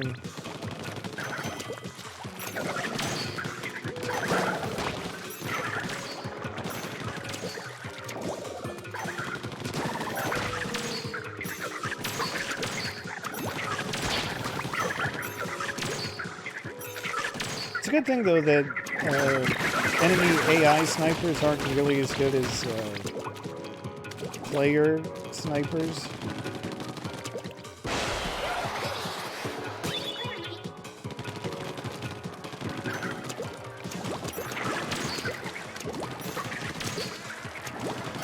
Yeah, like, Splatoon does have like a really good design. Like, there's a reason why it's so popular. I think there's a reason why you can still find online matches in the original.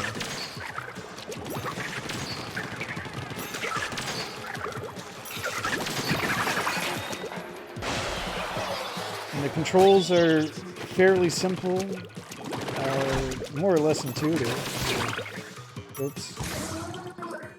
You got your shoot on the trigger button. Like I said... Oh. Okay, that's actually a bit of an issue.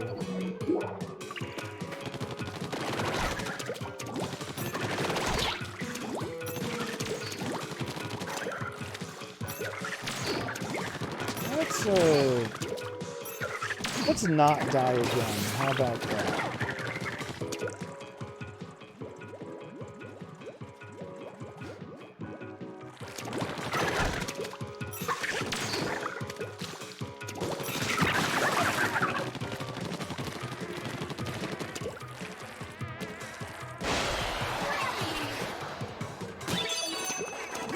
And then you've got things like how the normal multiplayer match is only 3 minutes long. Like perfect bite size. Or, you know, you don't have to like feel committed for an extended period of time.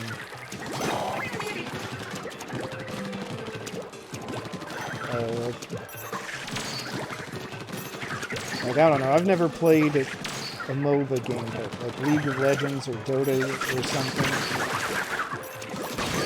The matches take, what, like over half an hour, 40 minutes, or something like that? That's what I've heard. That's a long time for one match. At least I feel. So to have like these 3-minute matches, it's great. You can just leave whenever you want, basically.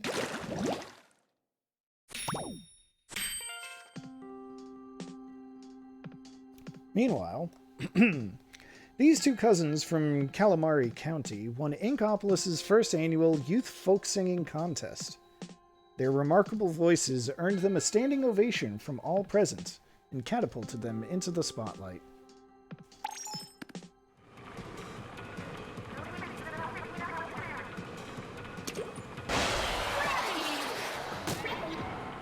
Alright, spinning spreaders.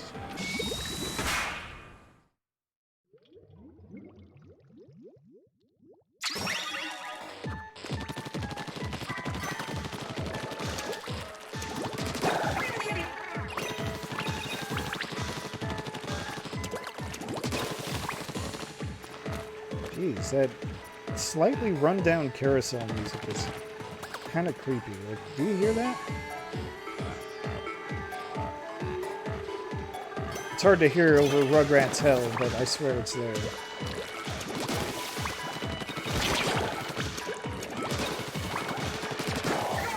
And really, the propeller platforms had something similar. I think a lot of the moving elements, like stage elements, actually do this.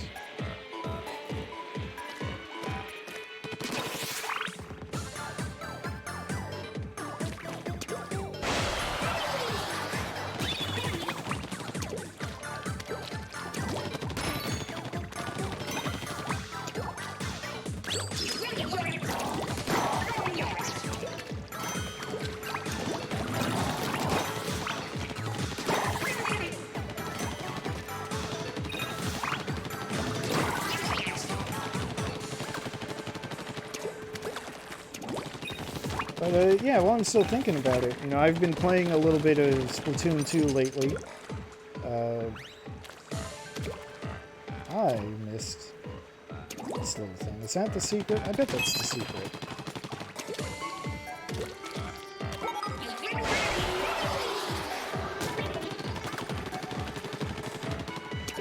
Michael here in chat has been playing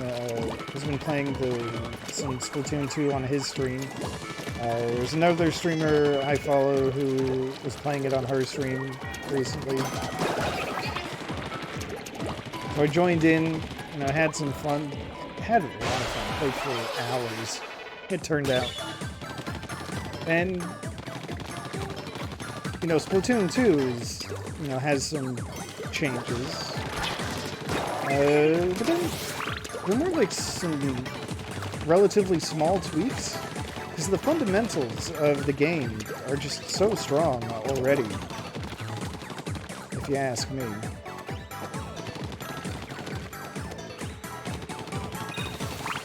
Get that money so I can upgrade my gun at the end of this stage.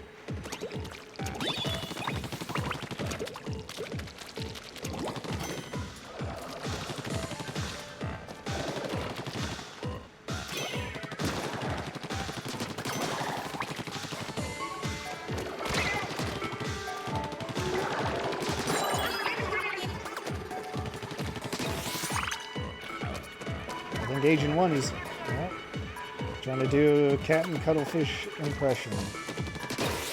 It's fine.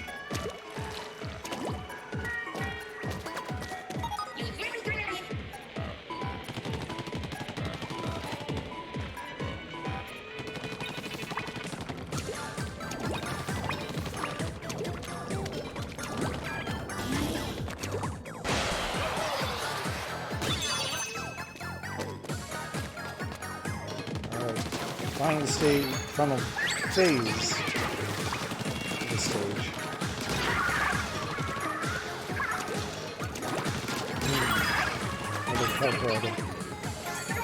Ah, so there actually is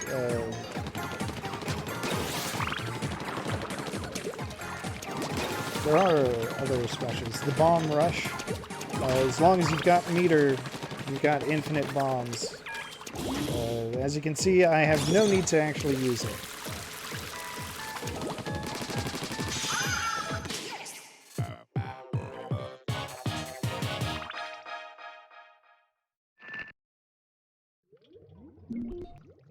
Uh-oh.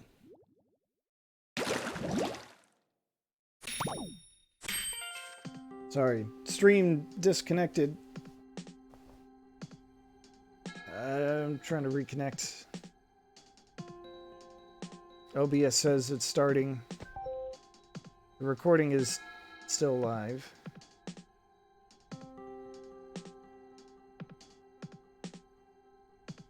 I guess I'll let the chat know.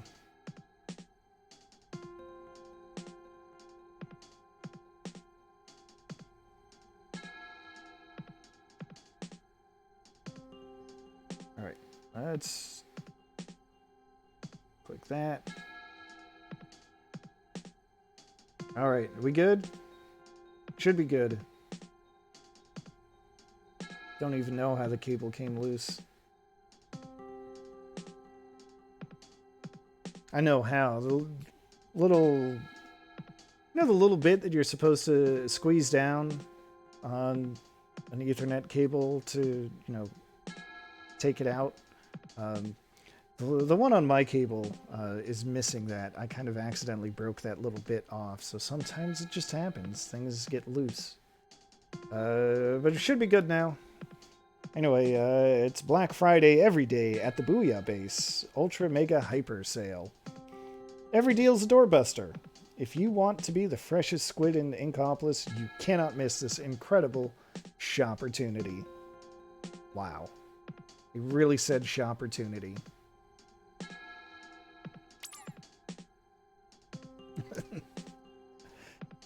But hey, you get a little example of some of the fashion that you can buy. Said I wanted to upgrade. Let's get the upgrade. I now fire at 50% faster than base speed. Oh, yeah. That's the stuff. Level 19, here we go. Tumbling platforms, the tentacles of fate.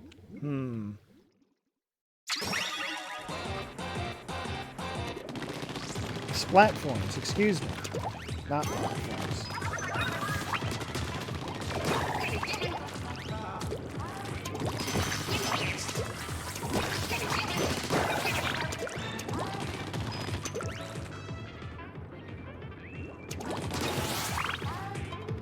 Now you know the secret to this stage is going to be hiding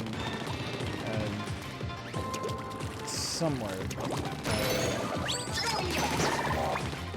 It's going to hide somewhere where you need to ride the rotating platform all the way around or something like that.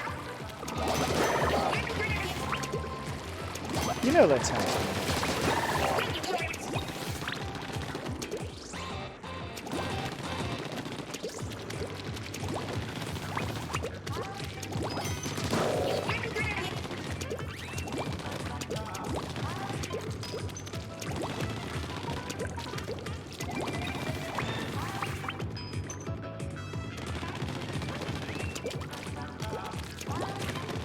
And I'm sorry, I'm still thinking of Colin's bear animation.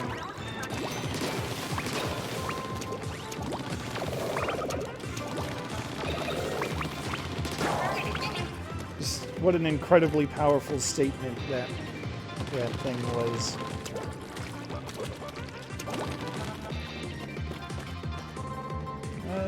Nope. One I've missed so far.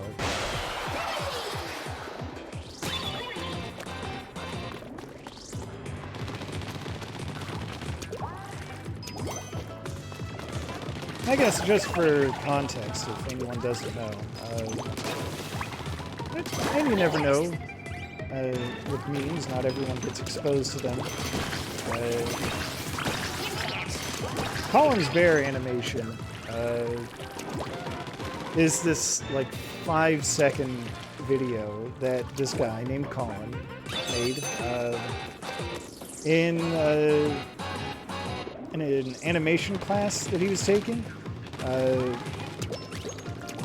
He did not think very highly of that class. So, what he did was he claimed he followed the guidance of the professor, like, to the letter.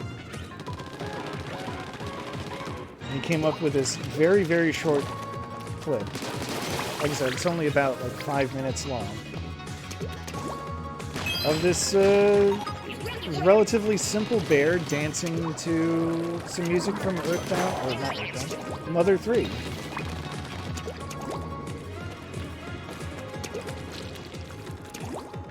It barely moves. I think there's a screenshot of Mother 3 in the background. It flips a couple of times, and, like, that's it. That's it, just in 5 seconds. And that was his final for the class. That's what he submitted. Because he thought it was all bullshit, and that's what he thought of the professor. No idea if he got a passing grade on it. I can't assume that he did.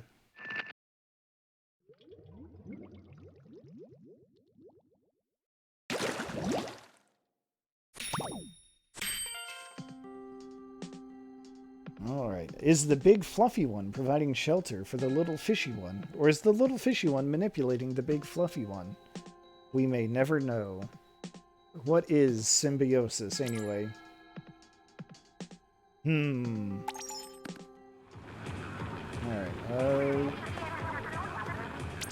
I'm going to upgrade my ink tank capacity. Because 1500 is a lot to max out my gun, so I at least want to have more ammo before I have to reload. I don't have enough to upgrade again. That is 19, so let's go to 20.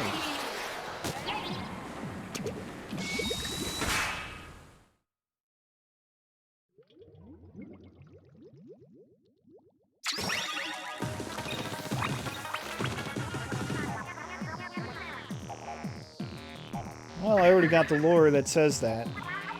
But,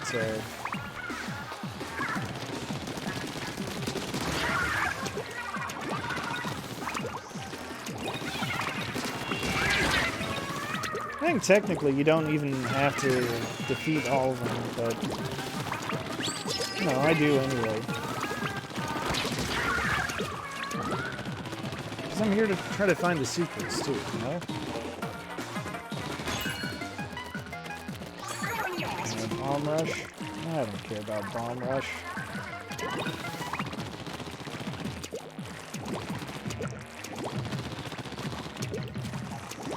It's nice, but it's not that nice. Although I guess when you're dealing with seekers, like I've got equipped right now, having just a wave of homing bombs just kind of seek in on you. I can see how that would be, at the very least, intimidating.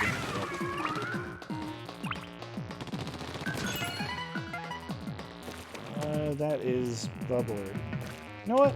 Let's just do a little bit. I don't think that there are any enemies left.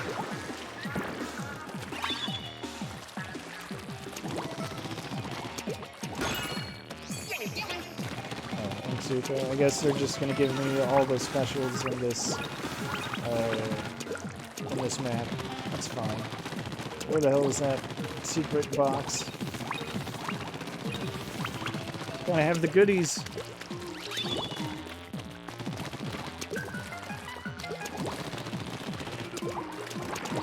I need more of that lore about how this is a post-apocalyptic setting.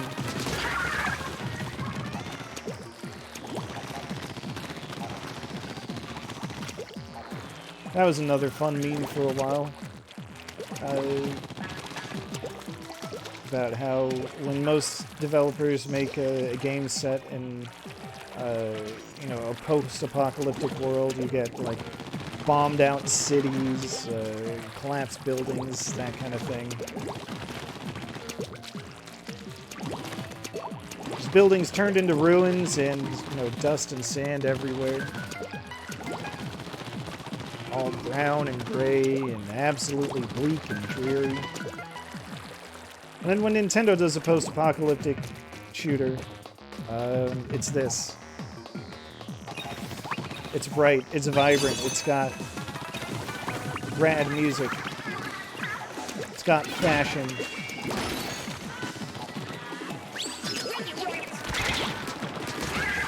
What is the secret, though?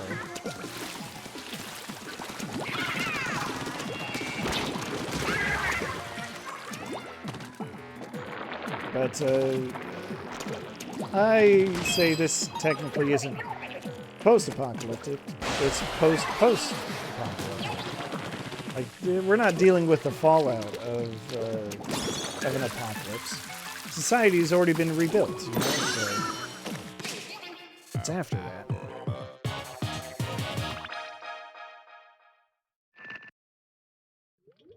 And that's just as valid.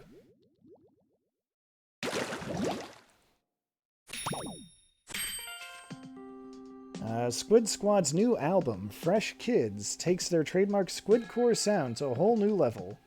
Critics call it an oral buffet of squidiosyncratic psychedelicacy. I'm not going to say that 5 times fast. The perfect theme for any turf war, on sale now. So I guess that's the album for the multiplayer music. At least the first batch of multiplayer music that came out. They did add more music in updates.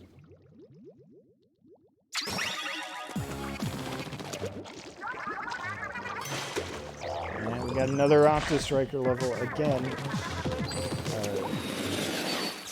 This time on a map called Urchin Underpass.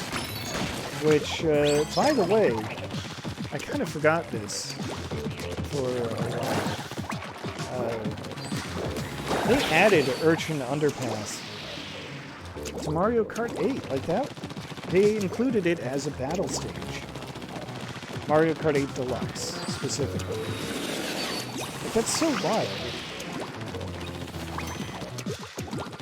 It's a shame they didn't make a full-on track based on Splatoon.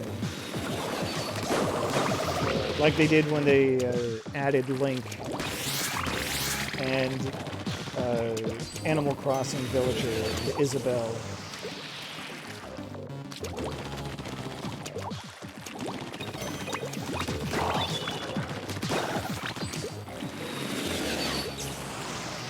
Let's see here.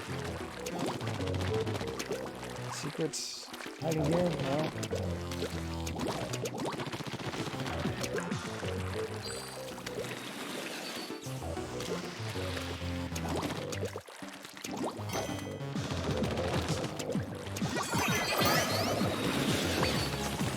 I'm not going to waste my ink Zuka on them when I can, you know.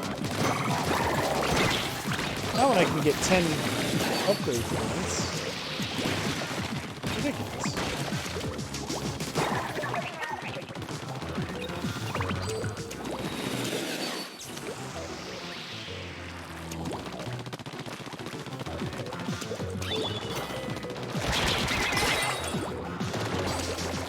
That's fair. Oh, that's less fair. Gotta pay attention to your surroundings.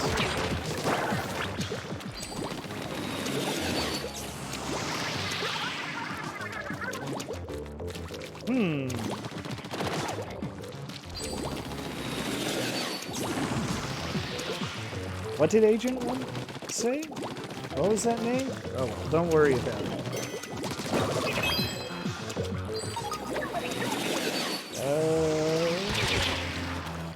Wow, that's cutting it real close.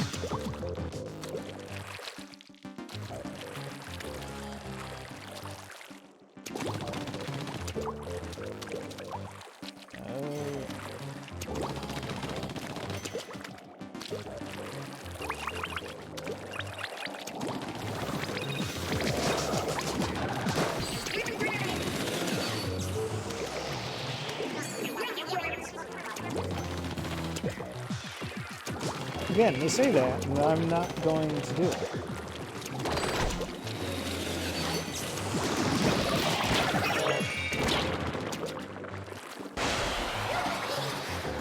Who am I going to be rushing with bombs?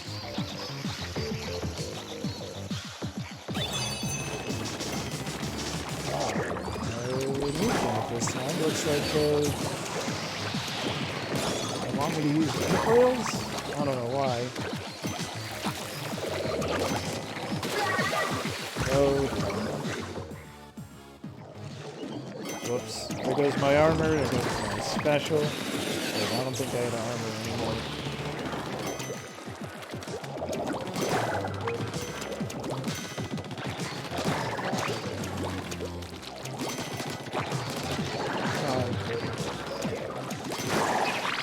There we go.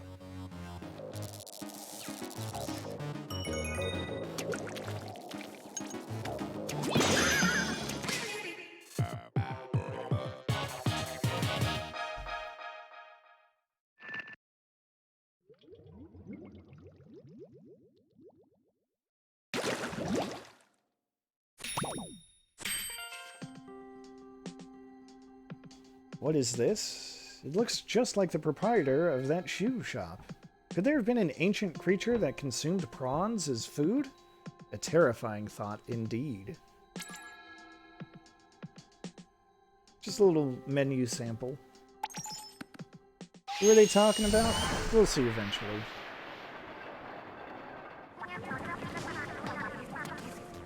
Alright.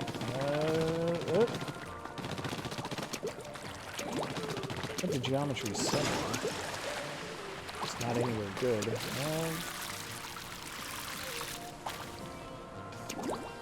Nope, didn't mean to actually drop all the way down here. Dang.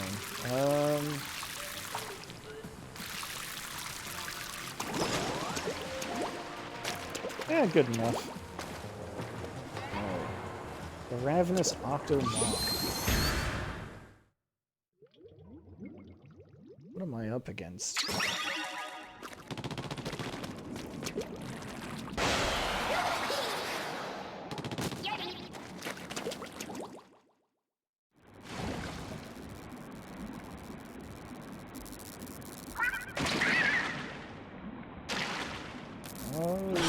Too chompy. Oh, it's a microphone.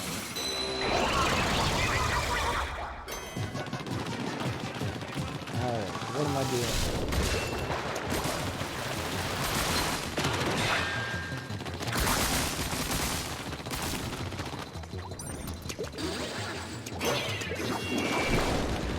Broke all its teeth.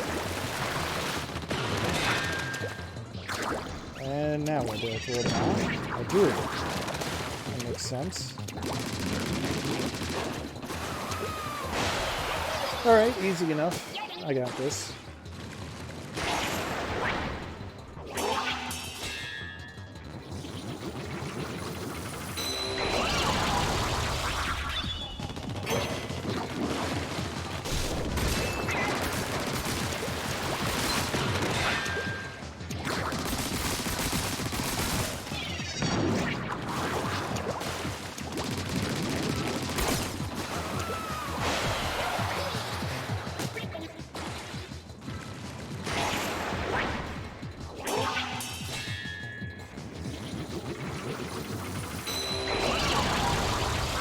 Oh no, it's gold teeth this time.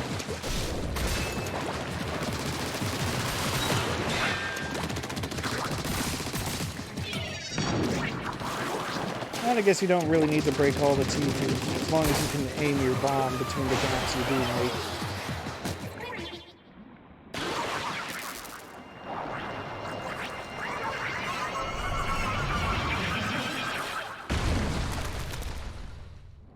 Honestly, I'm gonna be honest. I'm kind of surprised at how easy the bosses have been. Like, I legitimately did not remember the last two bosses at all.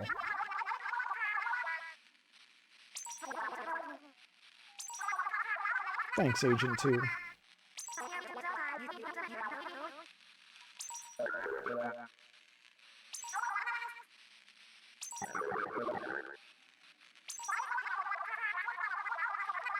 Oh, alright. They're just gonna come right and say it. The final boss is hijacking the frequency.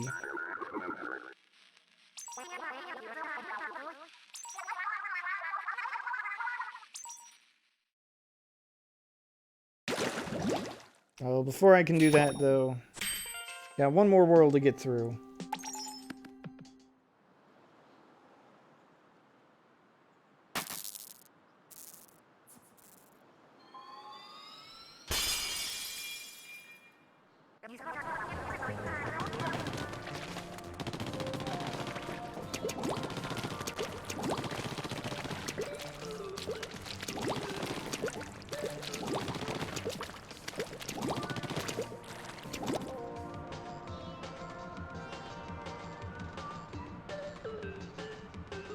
Well, it's our biggest playground yet, so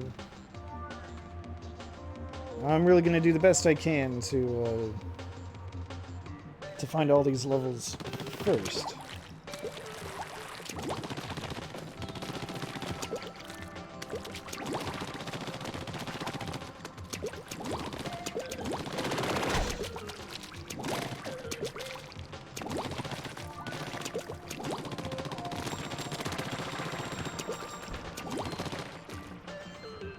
Alright, yeah, this is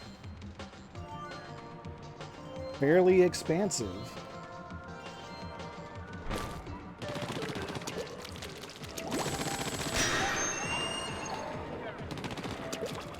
Alright, well, that's the first level.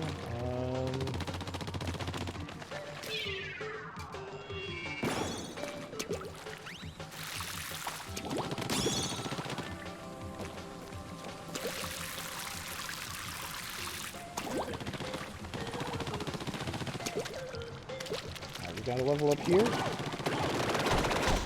Maybe not here, but maybe here.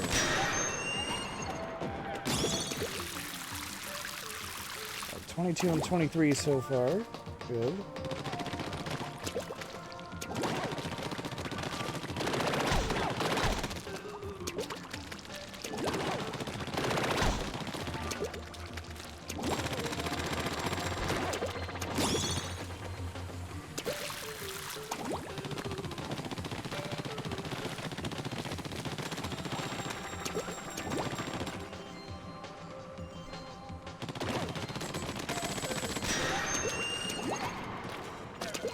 So already missed 24.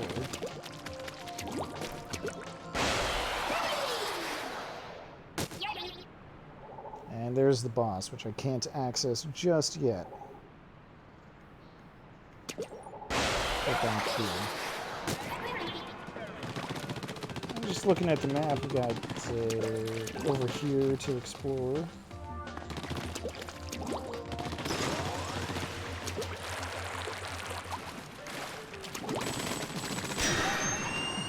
26. I think there's something up there, maybe.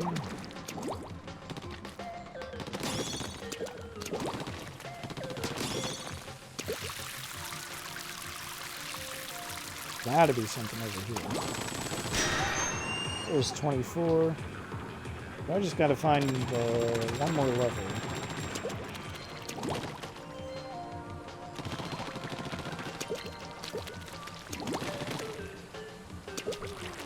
I suspect that it's going to be right around here. Make that jump. I extremely cannot make that jump. Oh well.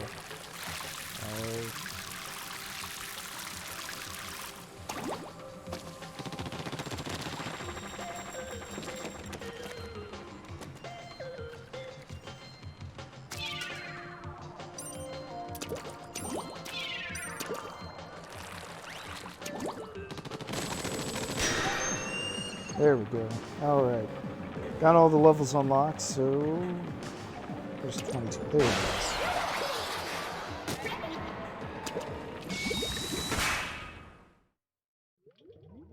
Probably should have upgraded my ink tank, but oh well. We change scenery.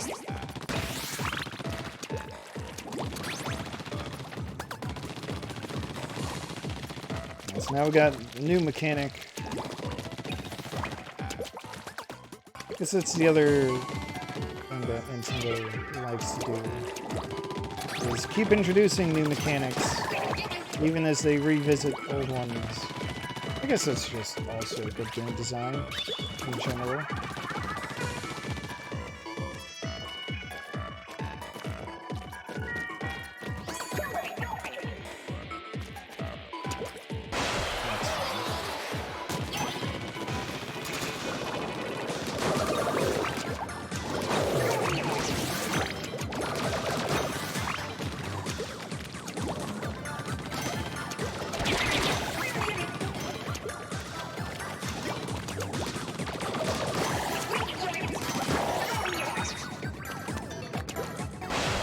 I don't need no Ink Zuka to take out a bunch of piddly little Octarians.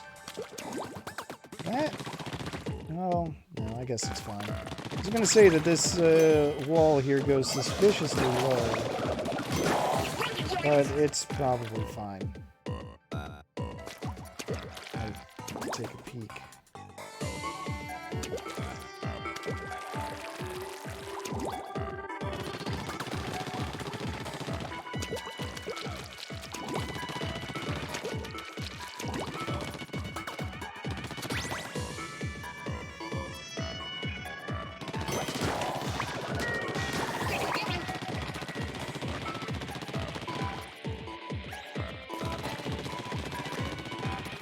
Now, see, obviously the game wants me to take that launch pad, but what if I go around over here?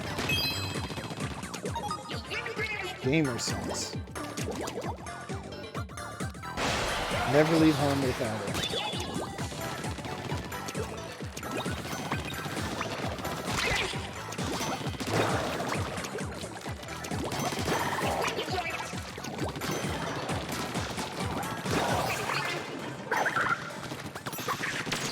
Oh no, sniper.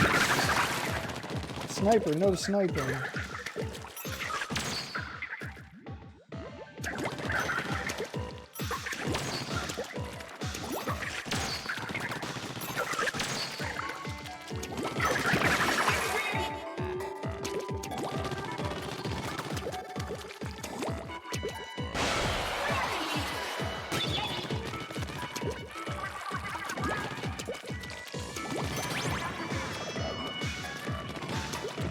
Oh, I did not mean to slip through the grating there. Yeah. It's cool. It's cool. I got this.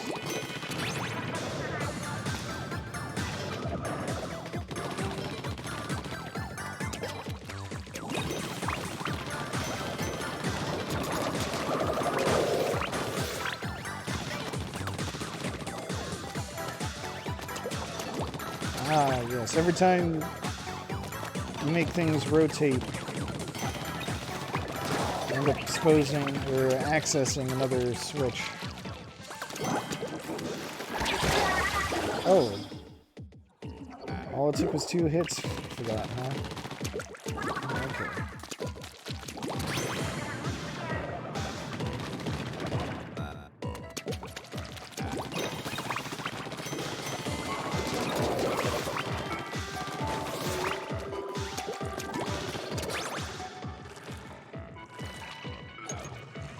Maybe I should use my bombs more.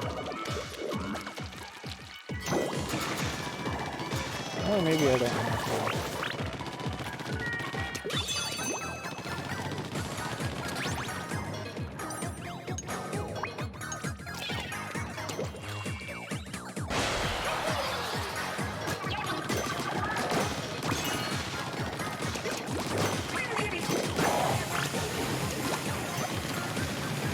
That was weird. Didn't even get a chance to collect the special.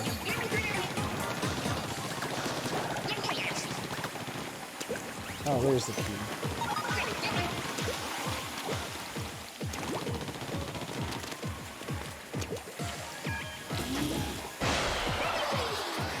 There we go, easy every time, right?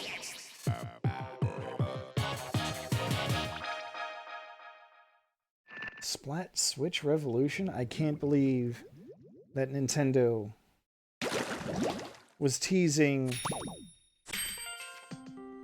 the Switch all the way in 2015.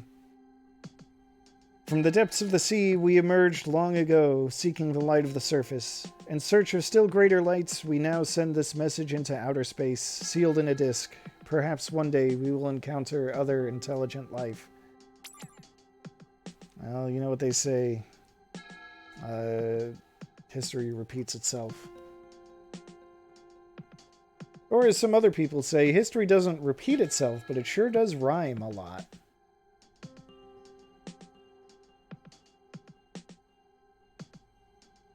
Although I suppose it doesn't count if it's a fictional world where you get to make up anything you want. But still, referencing that disc that we sent into space for aliens to find is good stuff. 23 is over here. Should I upgrade anything? I'll save it. I didn't read what this level title was. Oops. Oh. Sponge time. Watch for shrinkage. Did you have to say shrinkage like that? Agent 1, who's totally not a famous celebrity in this game.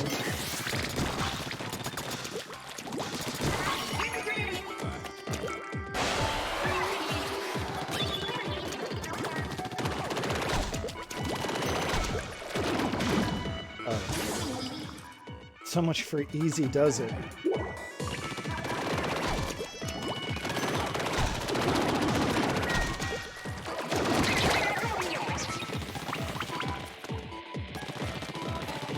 Again, GamerSense tells me, what if I don't take the launch pad? I get upgrade money. Okay. That's something.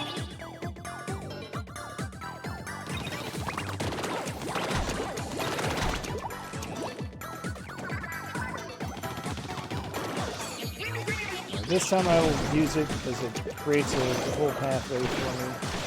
Oh.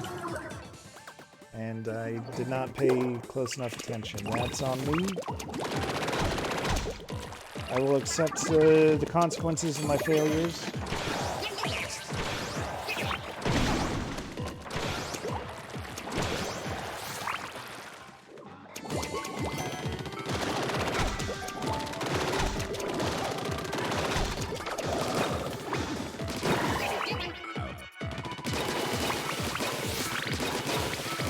That's nice. I like that little archway of balloons.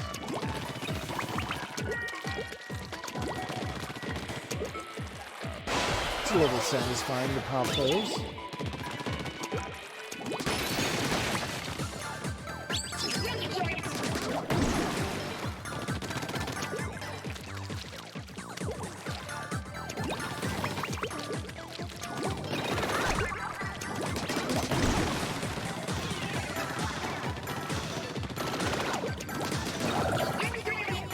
Get out of here, bombs.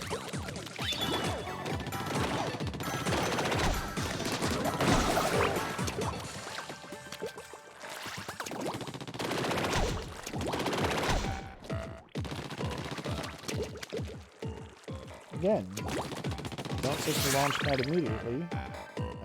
Get cool prizes.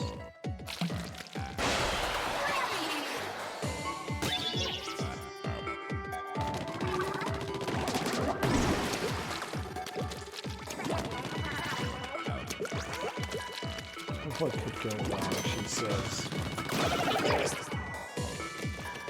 When those bombs make contact with the sponges, they will like instantly deflate.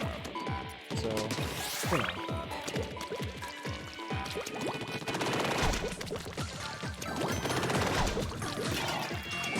Oh, I guess they don't instantly deflate. If they explode, though, then that's going to cause a lot of harm. So, you know, try to avoid that if you can.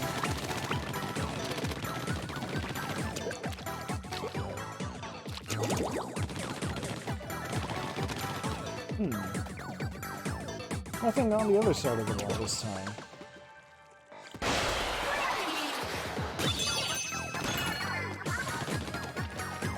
I still haven't found the secret. That makes me concerned.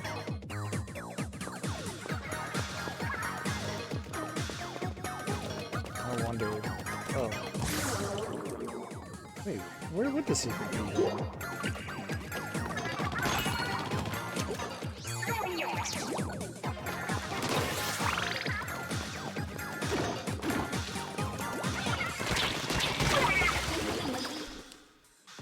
That is on there.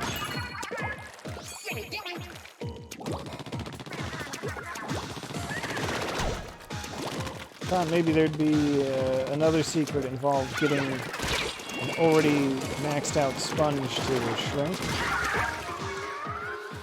It doesn't look like it.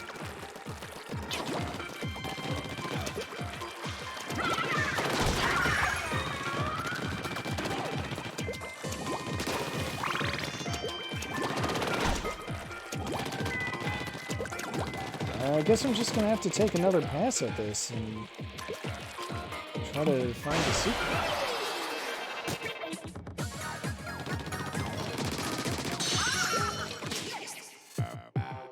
That's a little embarrassing. But fortunately, these levels aren't very long, so it's okay.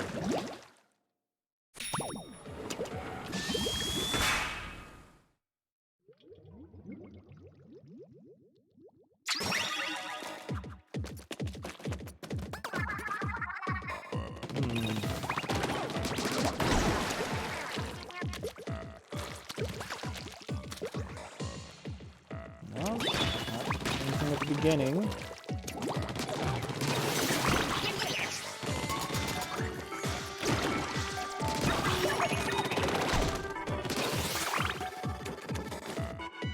Oh, that looks like it could be good. Yeah, that's it. That's what it is. I did not... Oh.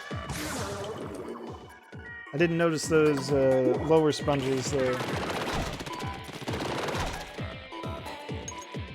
Let's do a secret. Hey, productive.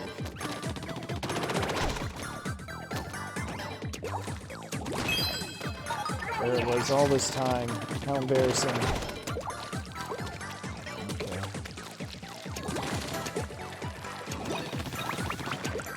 I think I do have to finish the level for it to count.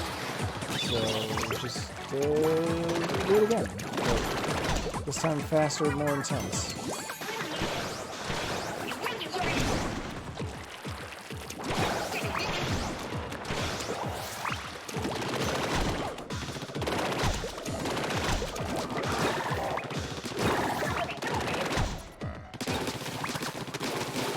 I'll just think of it as extra upgrade money. I'll try to save for the final gun upgrade. Probably won't get it. But you never know.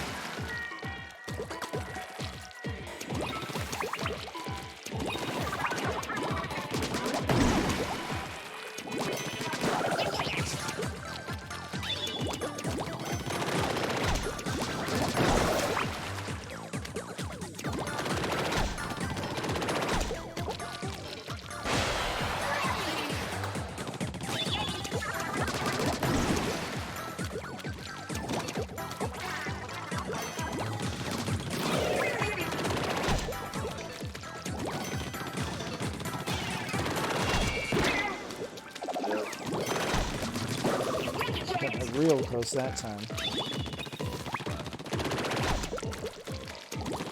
But that's hardly anything new for my efforts.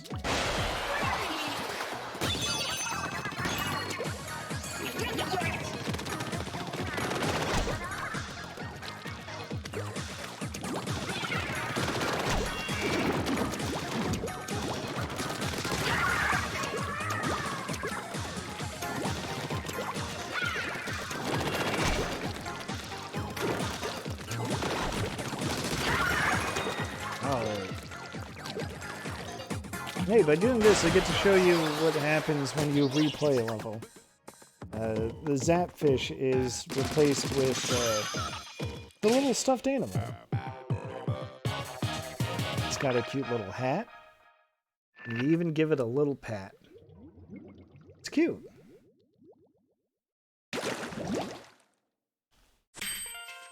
Alright, the customary course of Calamari County. Nowadays, this song and dance may as well be carved into the very DNA of all Inklings. It began as a way to celebrate and show respect for the bounty of the sea.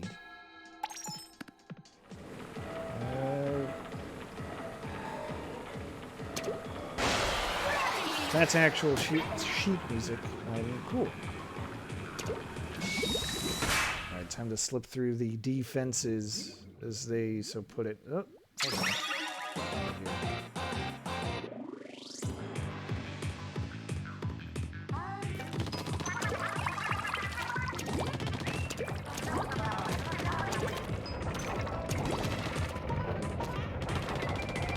I'm not going to dash over the demons. I'm going to ride them.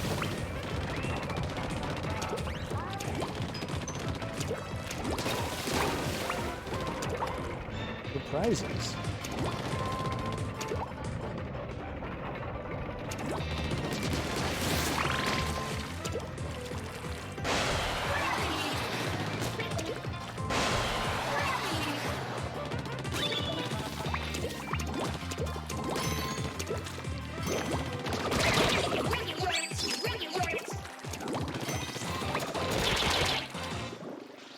That's going to be interesting, but I'm sure I can manage.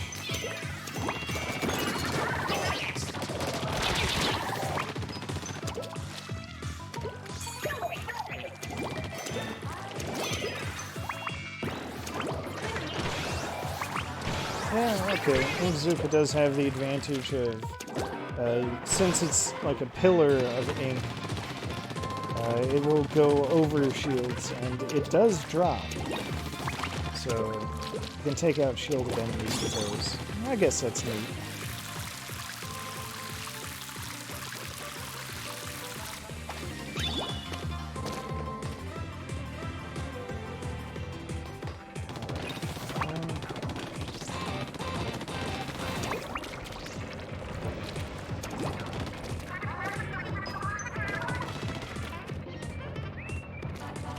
I keep thinking there's a secret pathway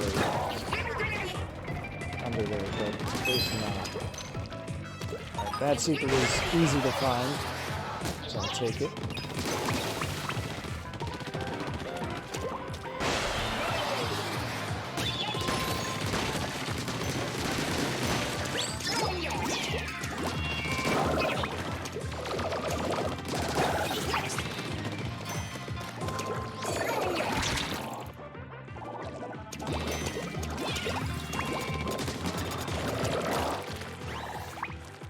You know what? I guess pushing your enemies off the ledge is also a valid strategy.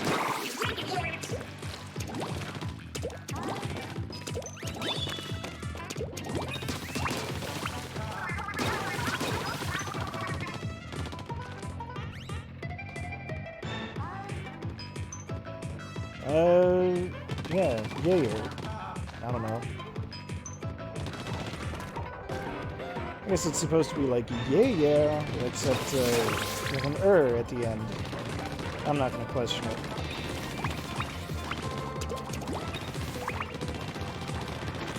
Oh, that's just the way back up if you fail. Oh, good to know.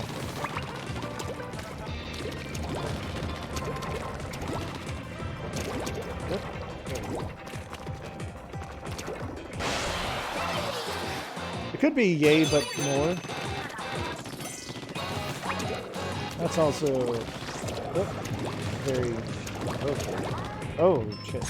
All right. I guess that's why I would want to jump over the beams when there are also moving platforms involved.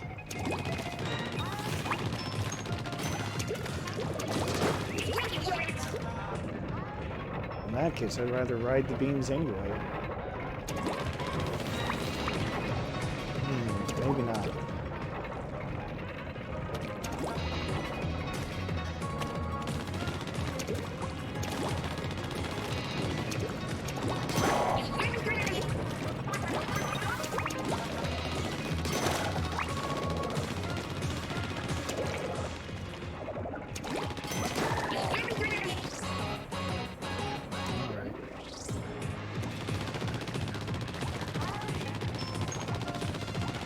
I believe I gotta wait for the cycle. Oh, good enough. That's where I want to be.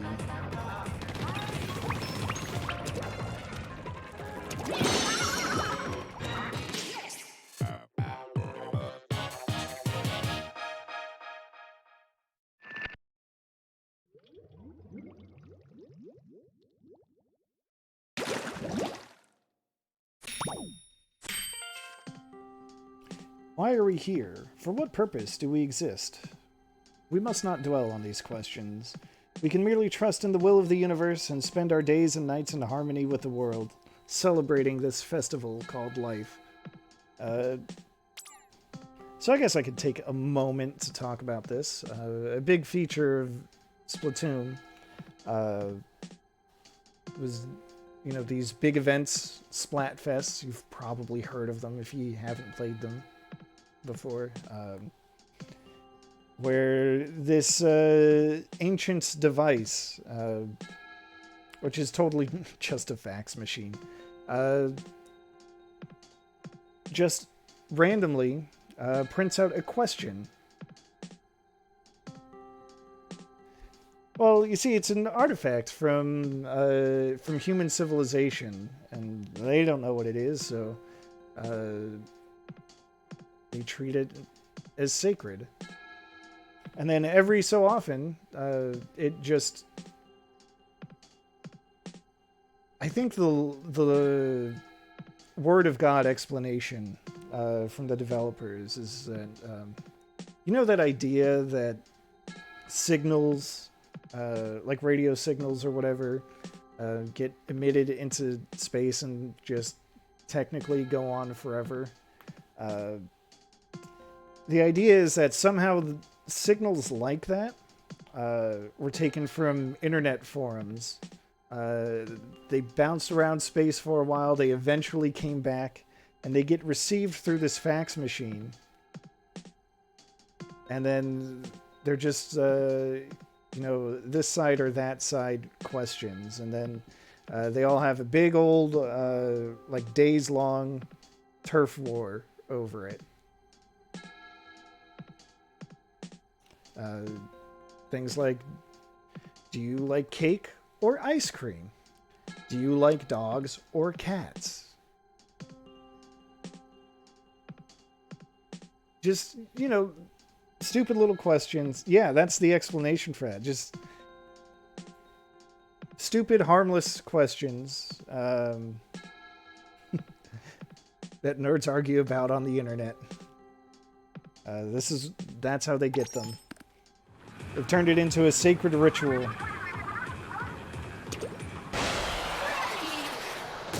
That is the actual lore behind Splatfest.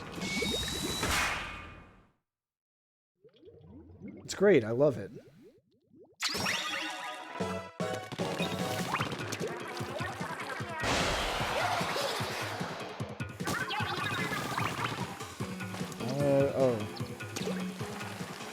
They want me to find the one with the key, which is somewhere over here. The key itself is over here. Alright. This time I am actually using my map or something. Oh, I gotta turn it over there. I guess I could follow the arrow that's pointing very insistently in the right direction.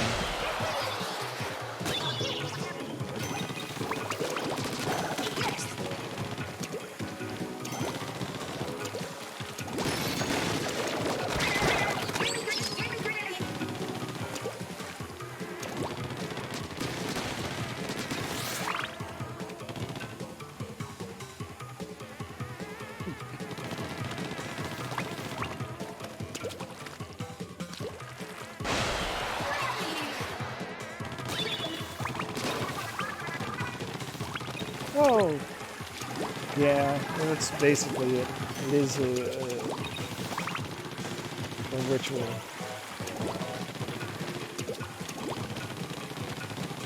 One of the single most important customs of Inkling culture. I've kind of painted myself into a corner here. I squeeze through? I can. Hell yeah. Oh no. Oh yeah. I'm the greatest.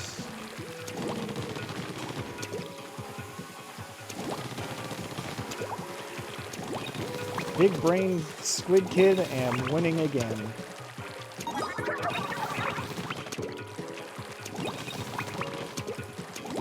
Now I am spreading ink for no reason.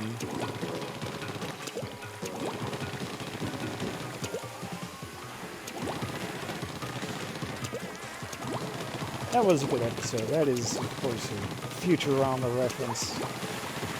It was one of those moments that, saw it once and always stuck with me.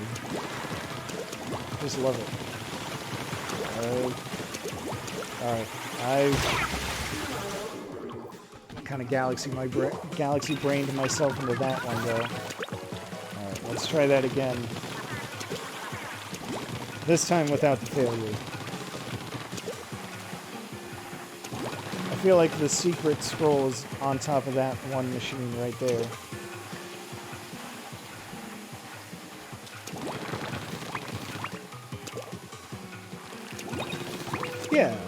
Yeah, that's a very good point.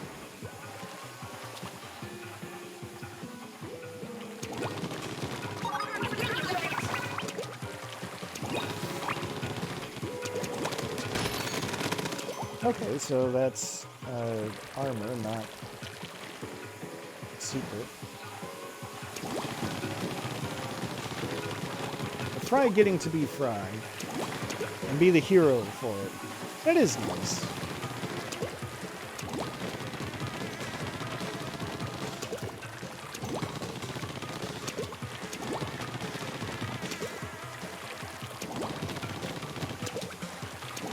And you know, that's a totally valid view to have. And I'm absolutely not here to tell anyone you're wrong. But as someone, who gets it, who also doesn't play a whole lot of multiplayer games, I guess the simple way to put it is this one just hits different because, again, matches are only like 3 minutes. It's extremely low stakes. Like you're really just there to have fun. What is the secret? Can't believe I missed another secret. Where could it have been? Way over there. I see that box, that pink area way over there. Is that it? Okay.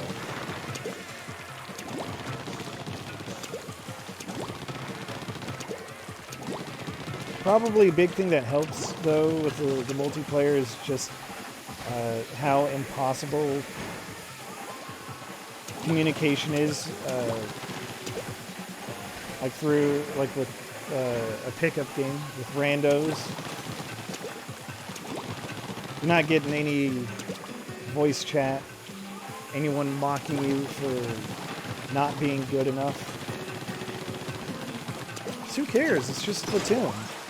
It's just a 3-minute match.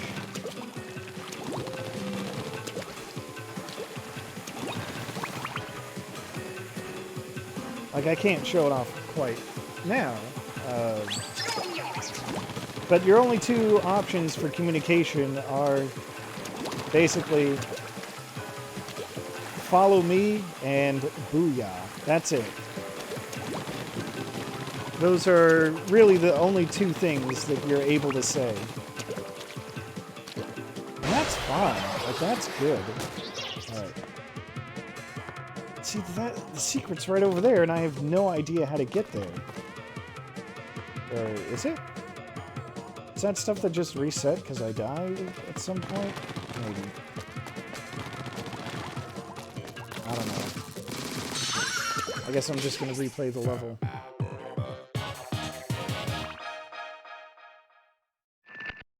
Anyway, I would love to be like, well, just, give it a try for yourself, but I'm also aware that, these games are not, they don't have deep multiplayer experiences. Like, we're almost done here, and it's only been about, 3 hours. And if this was all you got out of it, $60 is, pretty hefty price tag.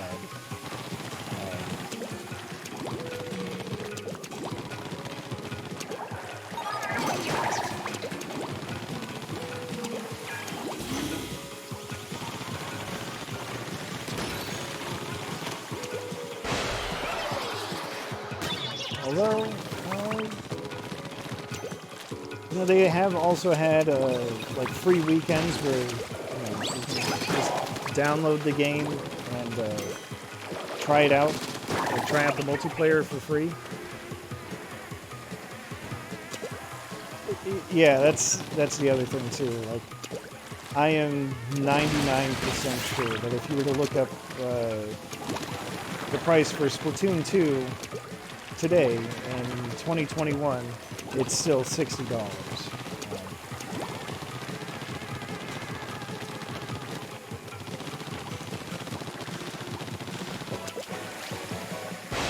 that's why I wouldn't tell anyone to just like rush right in and buy the game if they're not too excited about playing multiplayer themselves.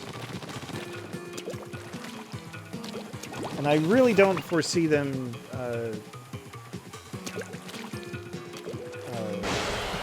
doing any more free weekends. See, how did I not get there? What am I missing? You know, I'm gonna restart the level.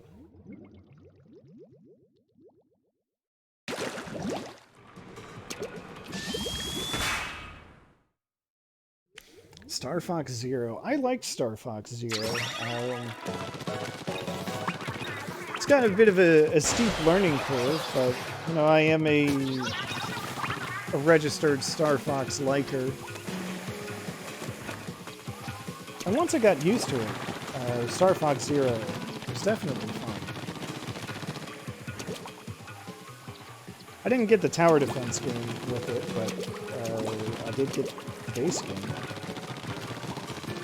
I see. I think I gotta jump down there. That's what I didn't explore.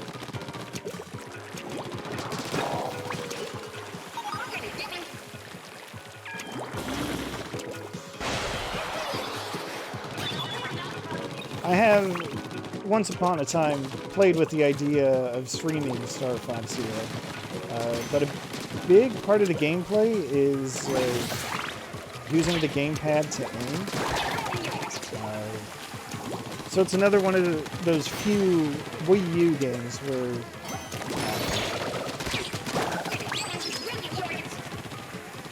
where you're missing kind of a key component, just trying to stream it through normal conventions.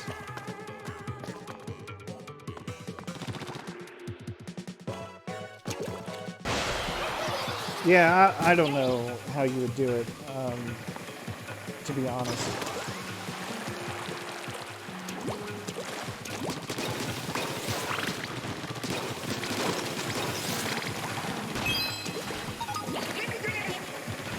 Okay.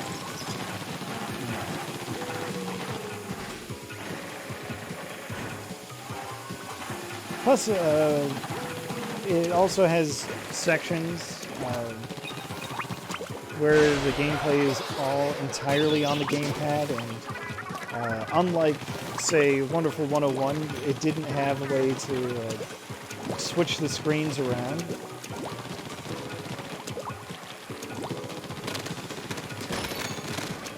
So unless I had a way to record the screen, do not expect any Star Fox Zero content on this Twitch channel anytime soon. I should probably use a map.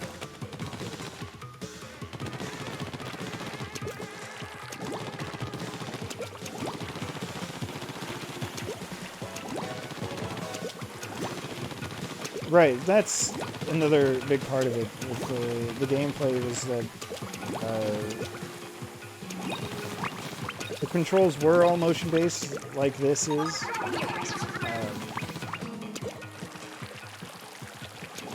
But like the gamepad would have, you know, what you're aiming at on it. So it wasn't like you're just moving your gamepad to move the reticle around on the TV.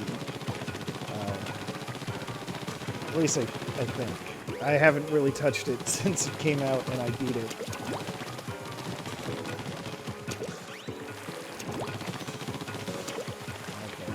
Okay. Did I paint myself into a corner again? Yeah, I think I'm okay.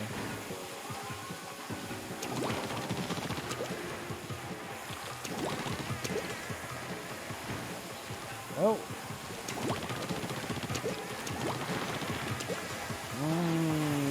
Don't like this.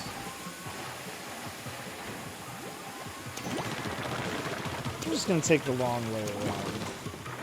That's probably for the best.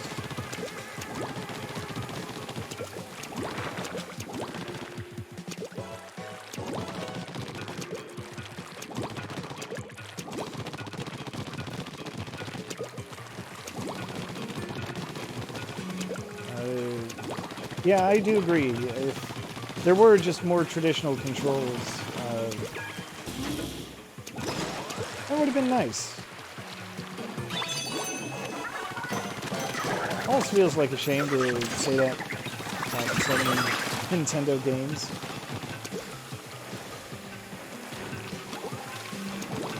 Because I do like a lot of their control ideas, in principle, at the very least. So I do get when they want to utilize them. But there are times where it's like, just let me press a button instead of wiggling my controller around. Or let me use a stick, control stick.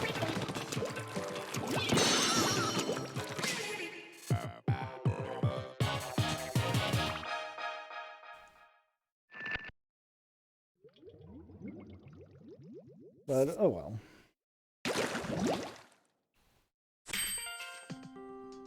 Alright, though academic circles warn of rising sea levels, the policymakers pay them no heed. At this rate, human civilization may be lost beneath the tide. Will even this furry fellow be consumed by the raging ocean?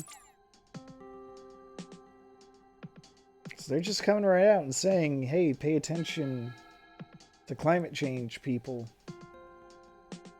It's a legit issue. They've been saying that since Thousand Year Door, and things haven't changed. Yeah, rare picture of an actual human holding a cat.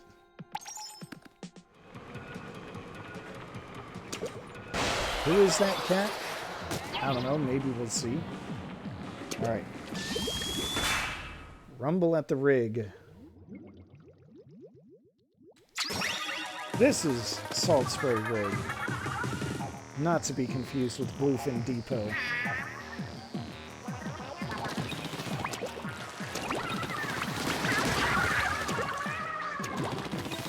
The reason I made that mistake is, well, it's got this, like, multiple elevation thing going on. And, I can't really show it off without putting a map in.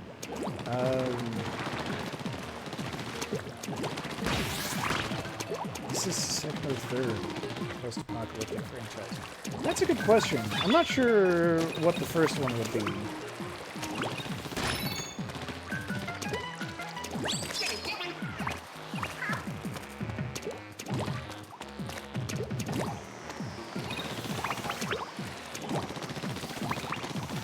Or what any of the others would be. Oh, Pikmin. That's right.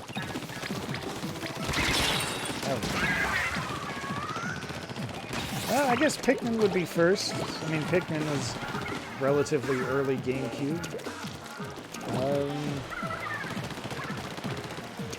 I can't think of anything else that would be like that.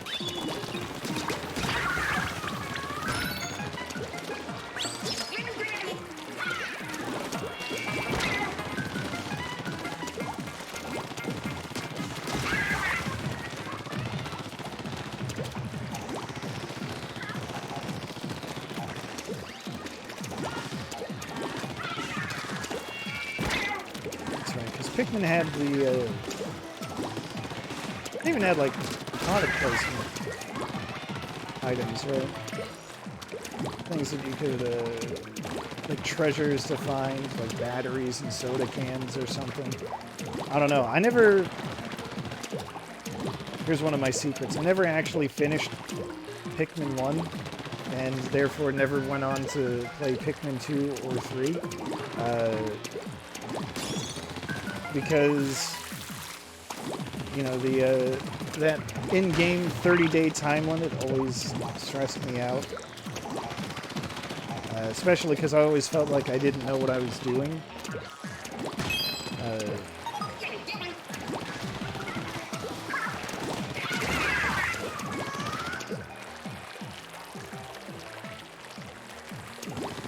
So, you know, I never actually finished it. Yeah, I know. I do know that 2 and 3. The 2 got rid of the timer. 3 is extremely generous. Because 3, it's like you just have to find fruits or something. And you can find like a ton of them. Find way more than you could ever possibly need. And I do have Pikmin 3. I think they gave it out for free somehow. Or for very cheap. So I do have it. I just never played it myself. I mostly got it for my sister. She loves Pikmin.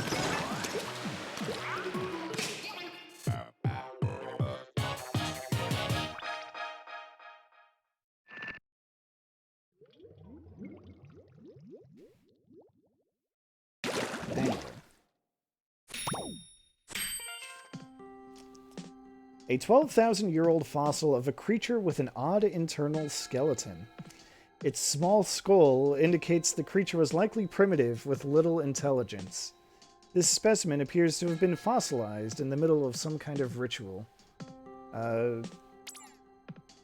It's funny, when I first got this, this page of Splatoon lore, I learned that it's a very common thing in archaeology, where if there are depictions of people doing anything and they can't figure out what it is, they just call it some ritual. And they figured that that came up because at the time they were using it was an ancient Egyptian depiction of people carrying water, and they'd been calling that a ritual for a really long time. But it turned out that they were using that water to help with construction, to like reduce friction or something like that. Moving all them big old heavy, massive bricks. So it wasn't a ritual, it was just construction, but just in general, that's what they call it. So this is some kind of ritual. You've got a human who apparently just got buried playing Splatoon. There's the Wii U, the gamepad, and if you look in the upper rightish corner, there's a really ridiculous thing. That is actually a Pro controller and a Wiimote tied together.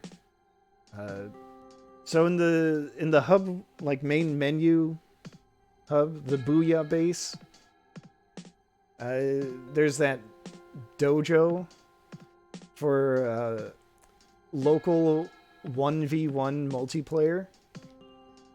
So if you were wondering, well, how are you going to do multiplayer if you're supposed to play with a gamepad? You can only have one gamepad connected to a Wii U. I know technically it has the capability to do 2 gamepads, but they never actually implemented that as far as I'm aware.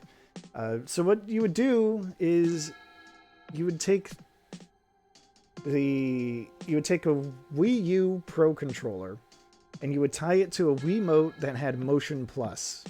That was the key thing. It had to have Motion Plus.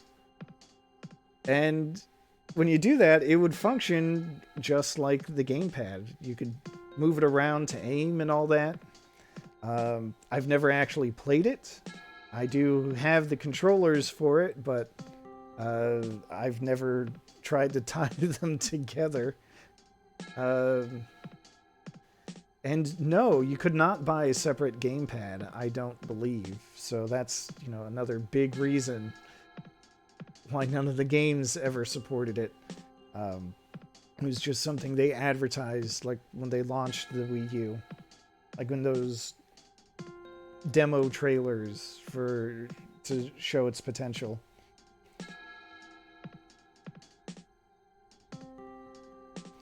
But I do think it's funny that they had to slap a big old Wii U logo on the console itself so that you would know what it is, because I'm pretty sure it's not there in real life. Unless I've just had it facing down this whole time. Because God knows I don't pick up, I don't physically lift up my Wii U and look at all angles.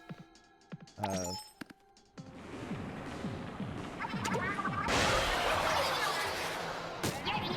but we're at the last regular level. Yeah, no, it doesn't have a logo that big at all. Oh no! Another Octo Striker. Where are we? We're at the skate park again? Okay.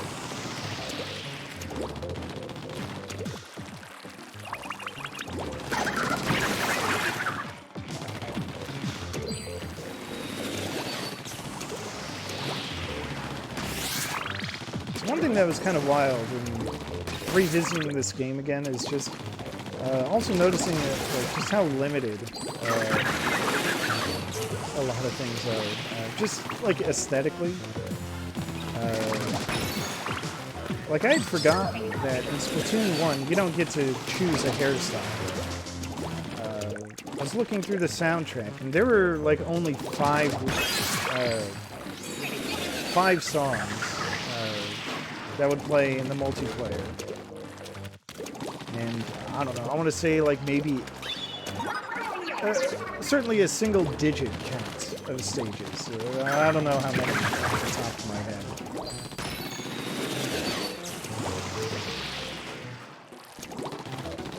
So it was just funny going, yeah, like just 5 songs. They added more in updates when they added more stages and whatnot, and more weapons. But the variety was kind of limited, at least at launch. Yeah. Where's that man last scroll? Is it in the same place as the last one? It was roughly the same place. Oh.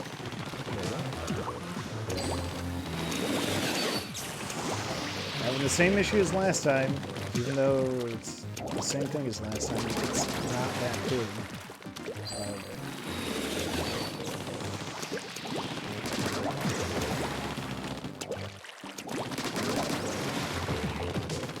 I don't know how many stages there are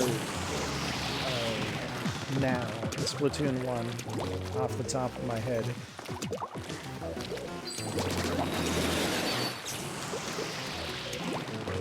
I can tell you, though, that Splatoon 2 has 23 stages, all told.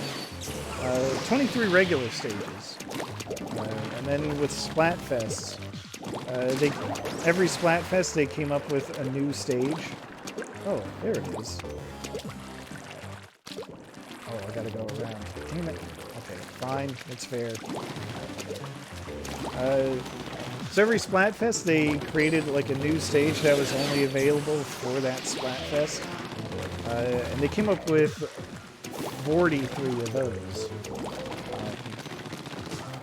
It's honestly a shame that there are more stages, almost twice as many stages that were just kind of one-offs. That just are not part of the regular rotation anymore.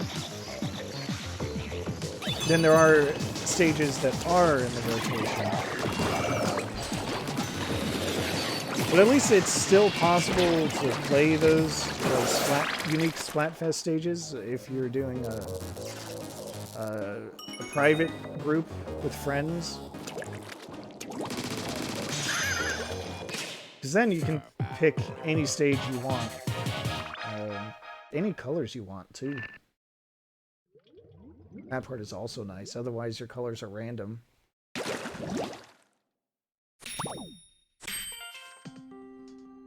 Yeah, like, that's the thing. They stopped doing Splatfests.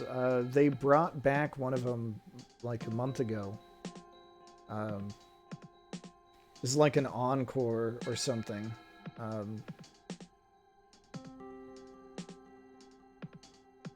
But it really is a shame that they didn't take all those stages that they came up and just like sprinkled them into the regular rotation anymore. Because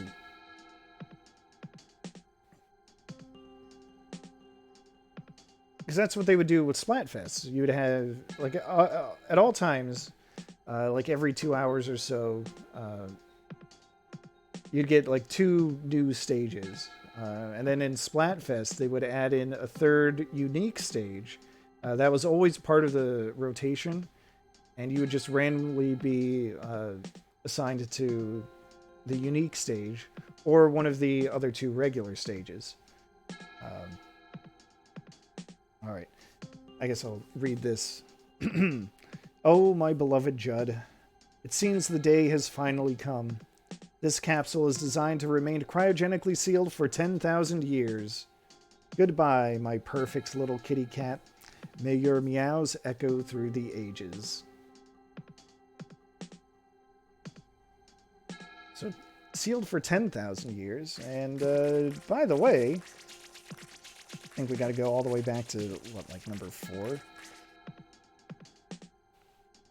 The scroll was found in a deep rock layer, aged to be estimated to be about 2,000 years. Hey, look, there's a cat in the middle there, sitting on that scale. Wonder who that cat is.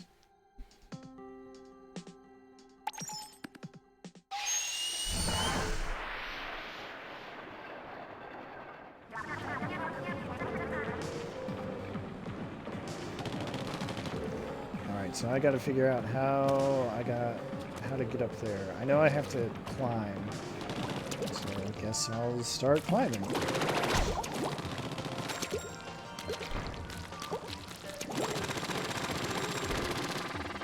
So if you don't include the cryogenic freezing aspects, the cat is at least 2,000 years old. It is the same cat. How is it the same cat? Don't worry about it. It just is. But here we go. We're at the final boss.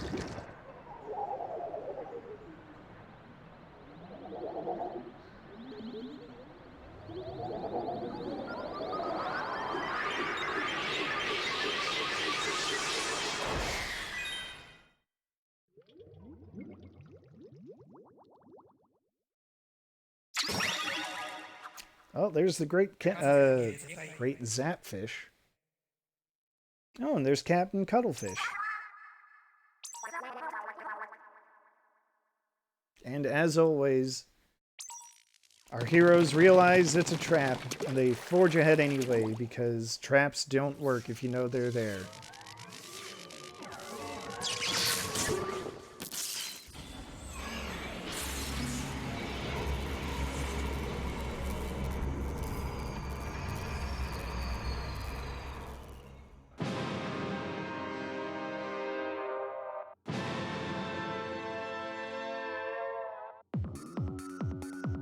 Hey, that helmet looks suspiciously familiar. But here's DJ Octavio.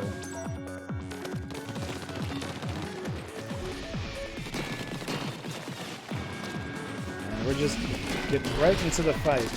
Oh. Okay, I didn't get that in time. That's fine.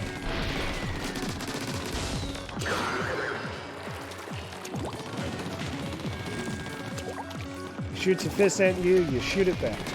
Simple enough, right? Watch out for his missiles.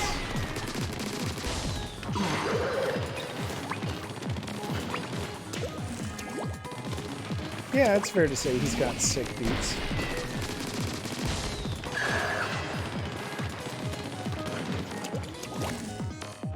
He's spinning those records with Wasabi, so you can even say they're spicy beats.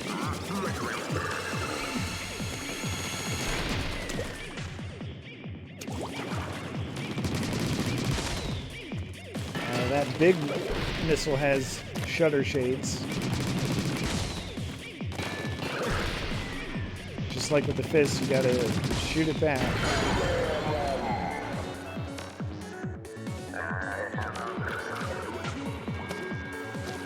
He just called me a slimy little hipster.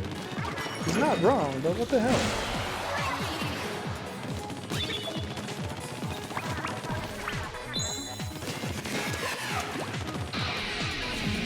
is breaking out another multiplayer special known as the Killer Whale. That one is a directional special. There's no protection from it. It will kill anyone in its path. I did not realize the other fist was coming. That's on me.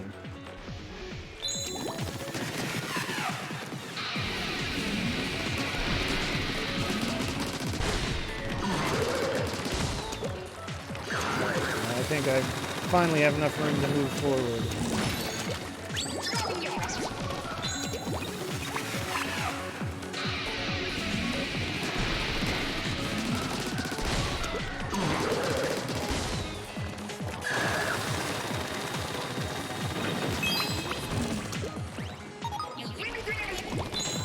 Secret scroll.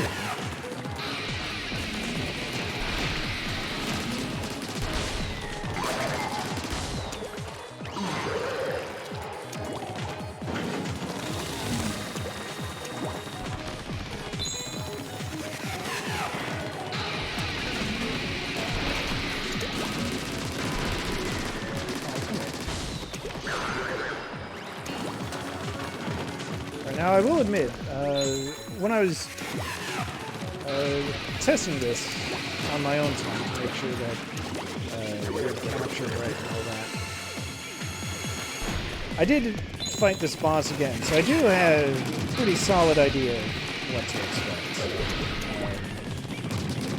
The thing is, I did that on my actual main profile, where I've got all the upgrades. Including, most importantly, a maxed out firing rate for my gun. And I'm missing a level of that, so I think that's throwing me off ever so slightly.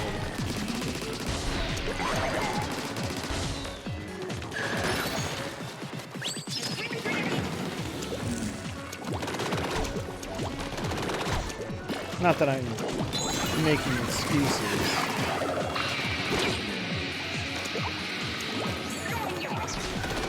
Even though that sounds awfully excuse-like.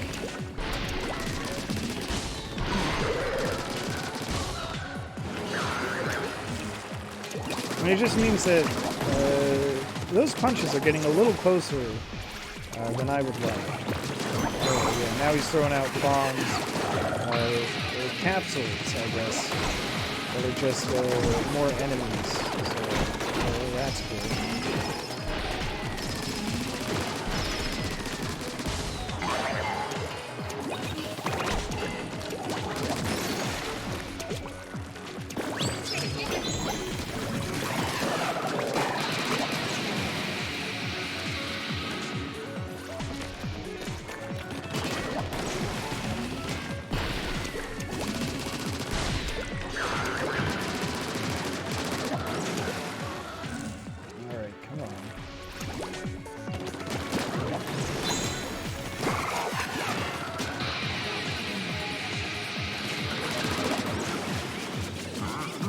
Oh no, I'm gonna get mashed up.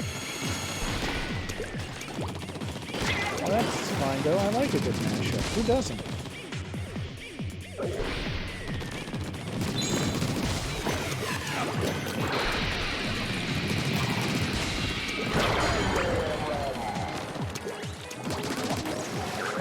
You can see, you can...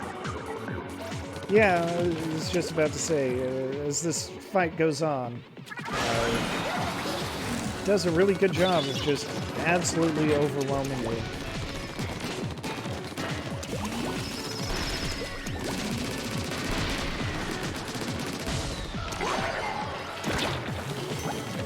Throwing out enemies, the killer whale,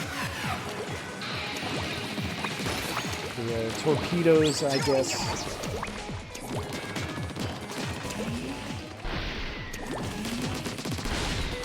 Punches you gotta shoot back, but you can't always stay still.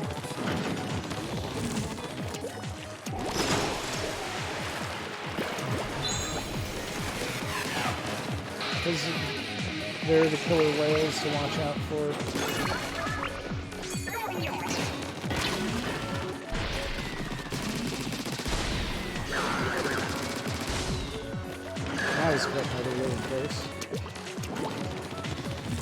It's fine though, since I have so much armor at the moment.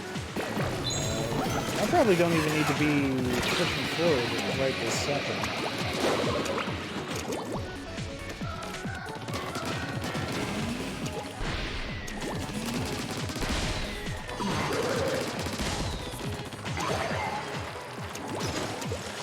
Because you do want at least a little distance so you can see what, so you have time to counteract what the boss is doing.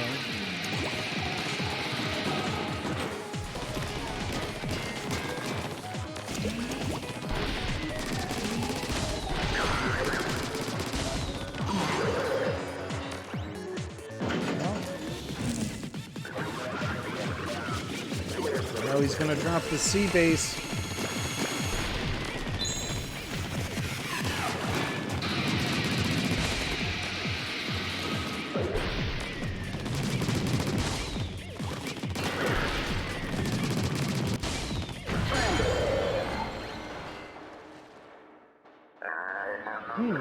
The music has stopped.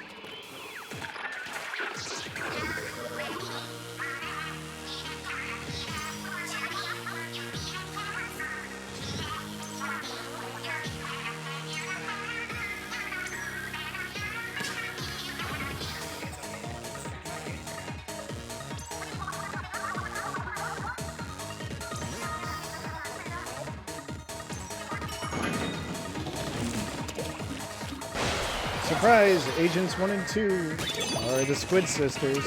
Who could have possibly seen that coming?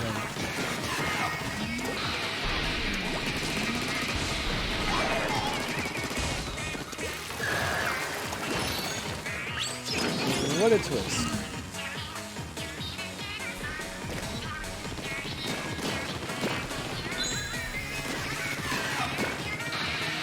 The song rules, though.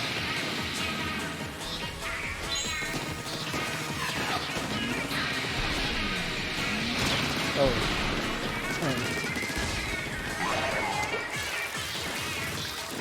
I was waiting for the next punch so I could say, oh, what a twist, just like those punches.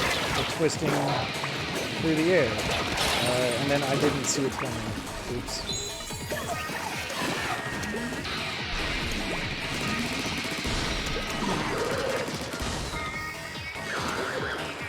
Yeah, they're actually cousins, but like, as a group name, they're called sisters.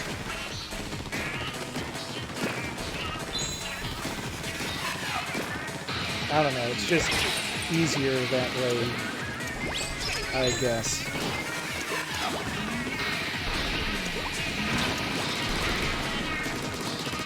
Again, I am just getting punched.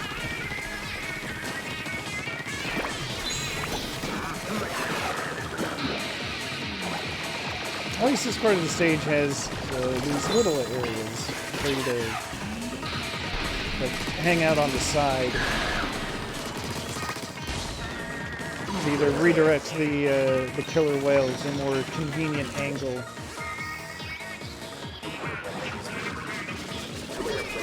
Now he's gonna dub stomp me into oblivion. Oh, jeez.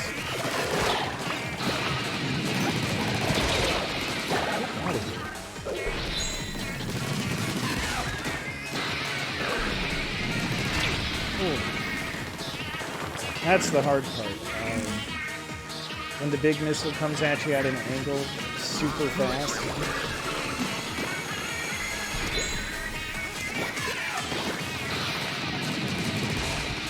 You know, while all this is happening, I've not been able to give much appreciation to the laser light show in the background. All those animating tentacles. Alright. One shot to finish him off. Yeah, the missiles had shutter shades on. Crossfade to black. But, like, upside down.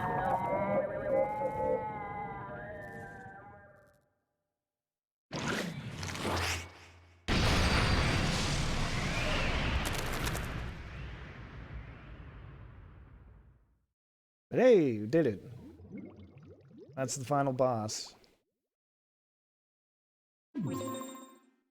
And it just takes it back to the title screen, I guess.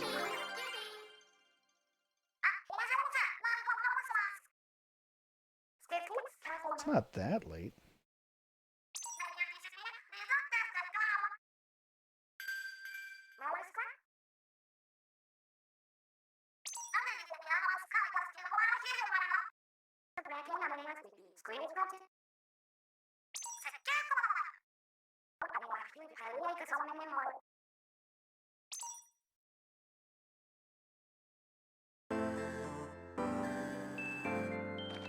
Alright, and then you got playable credits, because of course.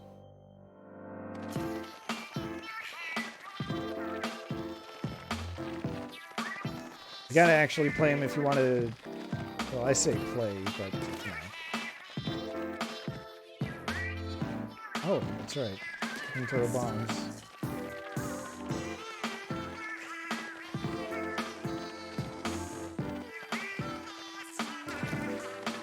I do really like all these doodles, though.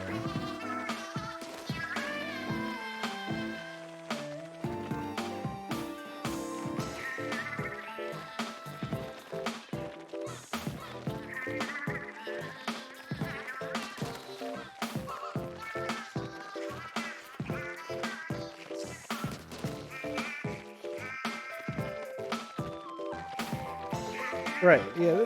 Yeah, it's a twist on the usual playable credits. Instead of eliminating the names, you're revealing them.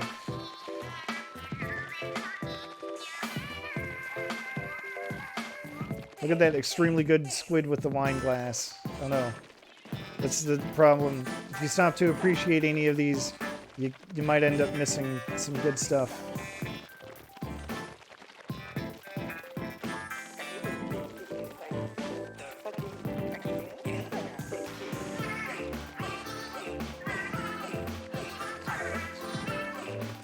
Oh, there's another really good squid right there.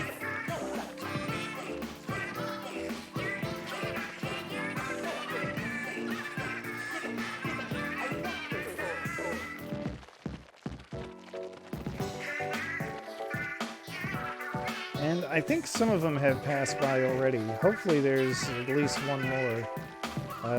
But some of the...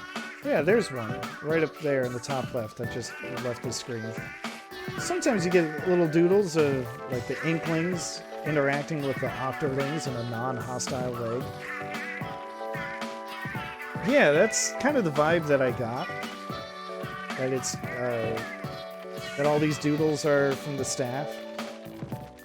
Just being asked to draw something, whether they are artists or not. So like that squid with the wine glass, very much has that, that one, the same energy as that one drawing of Kirby. I'm sure you know exactly the one I'm thinking of. From like way, way, way back.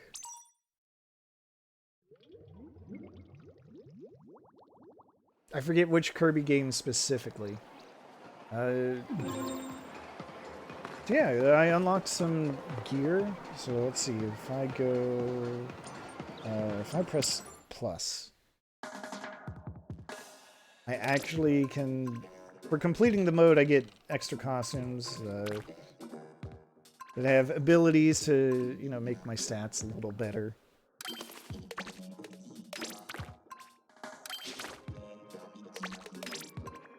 So I can wear a replica of the single-player armor, or I can dress like an Octoling. So, you know, for the longest time, like, basically, for as long as this game was out, people were practically begging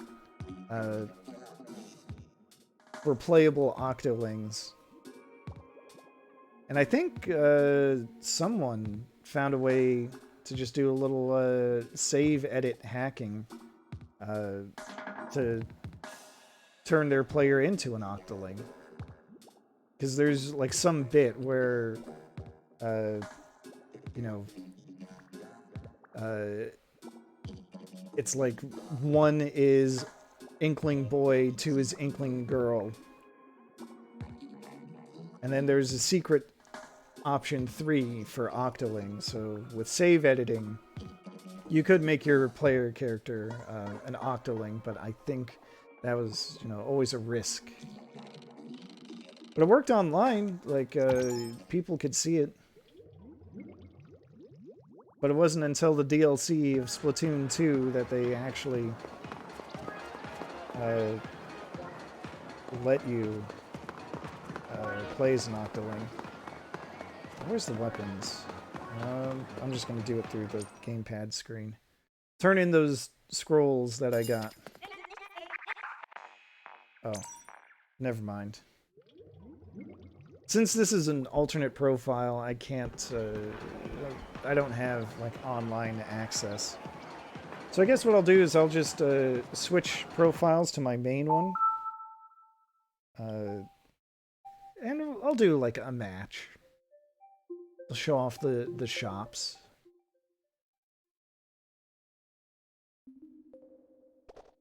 Alright, so switch over to that one.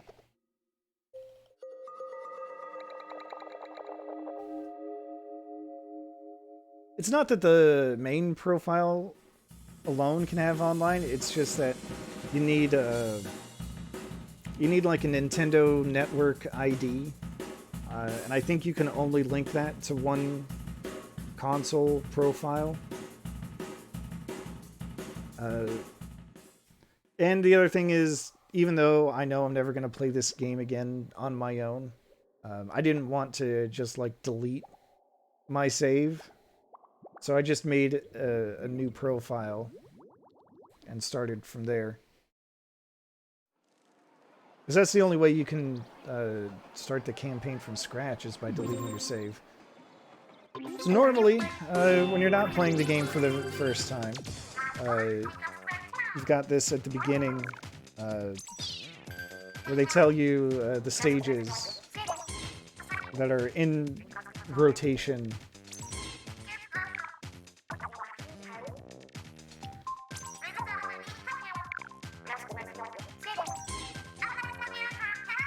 Hammerhead Bridge. Wow, I forgot about that.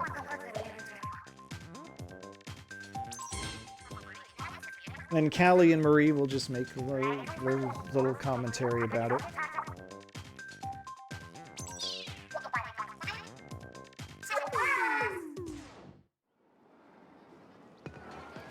Alright.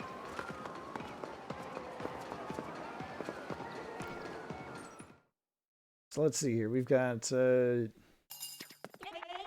Sheldon, who looked suspiciously like that one nerd that I pointed out. He runs the weapons store, Ammo Nights. Get it? I've already bought all the weapons that are available. I'm not going to go through all of them because there are a lot, as you can see. So many. Let's flip over to the hat store. So you can buy all kinds of hats. Apparently that's one that I haven't bought yet. Let's buy it, just because. The shop is run by Annie the Anemone.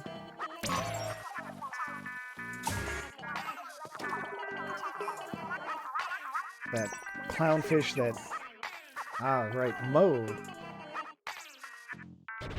Alright, over here we've got... who the hell is this? Gelonzo. Sure, we'll buy that. Why not? Since he's a jellyfish, I think, Squid English is his second language, is the joke they're going for. And over here, we've got Krusty Sean, the prawn that was referenced in that one sunken scroll. Sure, let's buy it.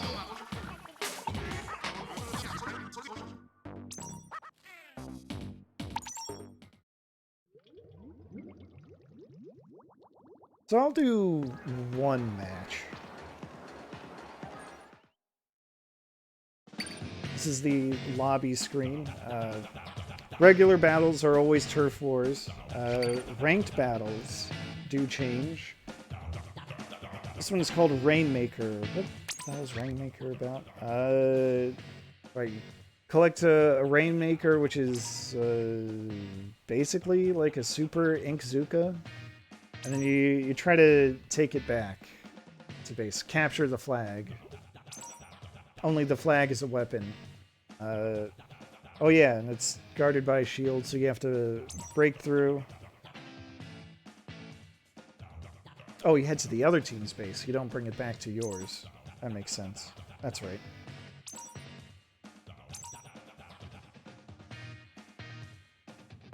Right. It's... You can't go super fast or super jump. Yeah. That's a lot more in-depth than I wanted it to go. Can I just get through this? Whatever. So I'll just take a look at the weapons I do have equipped. This one's called the Arrow Spray. It's one of the weapons that you get from beating one of the bosses in the single player. So the idea is that, you know, it's weak, it's kind of short range, but it's got a wide spread and it's a very fast weapon.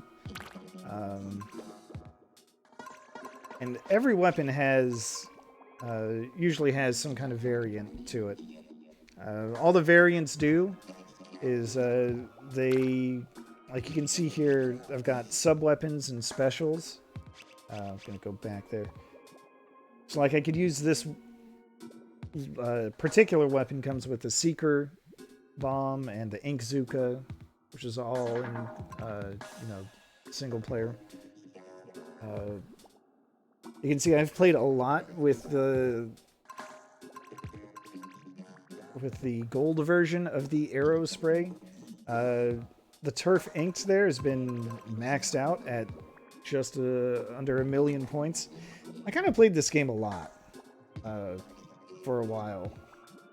I'm going to go back to that one. The Ink Mine is just like a landmine.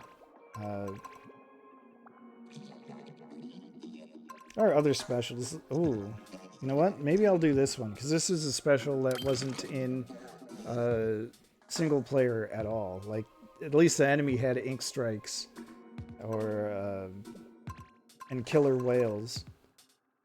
But I'll go for this. Kraken is kind of the try-hard weapon. Got all kinds of headgear to wear. Oh, I forgot to mention though that all the shops, the inventory changes every day at approximately midnight Pacific time. I think. Was it midnight or was it 9 o'clock? I don't remember. But basically every day, new pieces of equipment are available.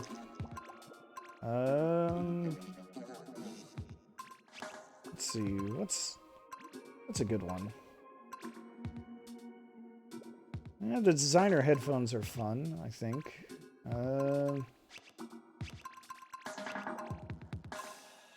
I don't really care about the abilities it comes with, but it's fine. Got some... Ooh, that's right, I forgot about the baseball jersey. I don't know why I'm not using that one. That rules. Sick motorcycle jacket, though. Good alternative.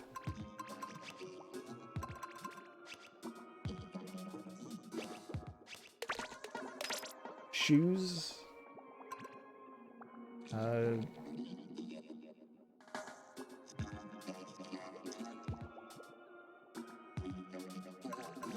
Yeah, that's fair. Usually, through the game, through Splatfest, one of the incentives for playing in Splatfest was you would get these prizes, these super snails. You can use them to add, upgrade slots for the modifiers, or you can use them to reset the modifiers.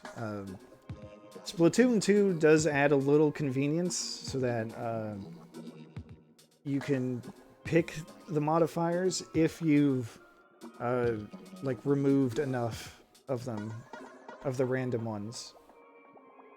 Like you decide, oh, I don't want this increased run speed on this item, so let's reset that. It would give you like a point towards, increased run speed, so that if you want to put it on something else, you have enough points, you can do that. So with enough playing, you can customize your options fairly well. But each piece of equipment has like its main ability. Like these shoes have ink resistance up, so that means that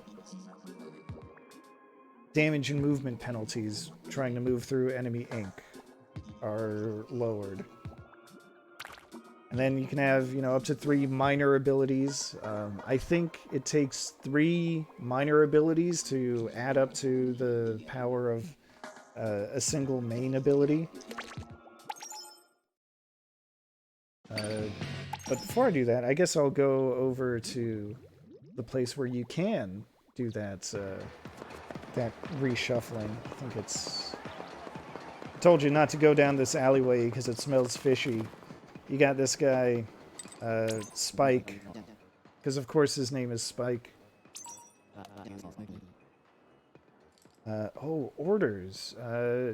When you encounter someone online and you're like, oh wow, that piece of equipment, that gear, that outfit is really good, you can actually order it from them.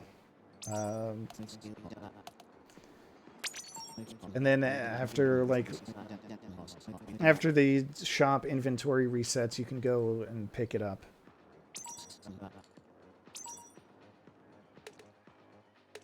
So yeah, we can re-roll something. Let's re-roll this one, just for the hell of it.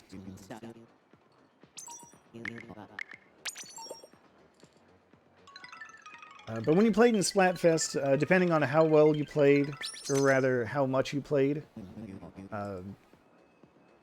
and whether your side won, you would get a number of these super sea snails or whatever.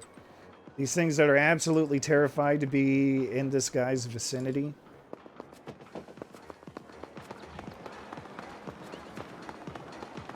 So those are how you would change your abilities. Here's Judd.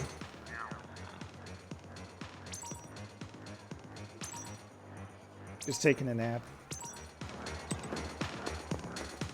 And... Alright, now let's do a match for real. Just a regular battle. We'll see how long it takes. Last time I found a match instantly, which also means maybe they were waiting kind of a while.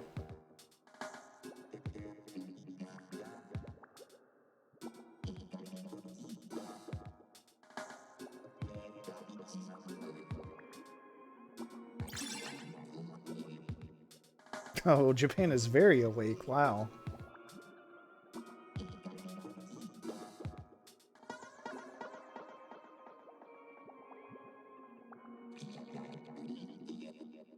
So I'll admit, one of the reasons I kind of stopped playing Splatoon was, frankly, the Japanese players are pretty dang good. And usually, I only really have time to play after work. And since I work till late at night, that's usually when the Japanese players were awake.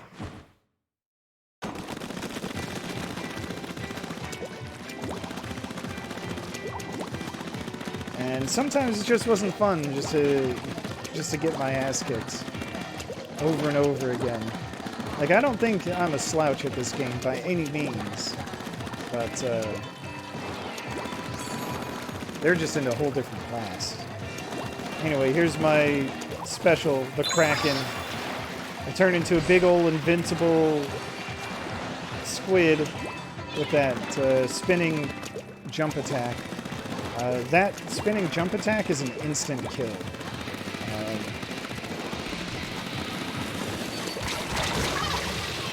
Let's see, there I go.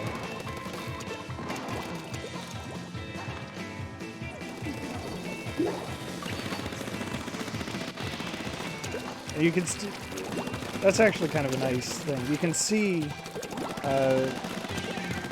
the gear that that your opponent is using when they get you.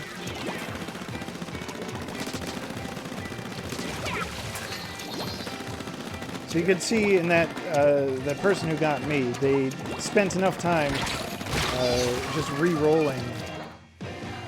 Same person. Re-rolling until they got 3 of the same boost.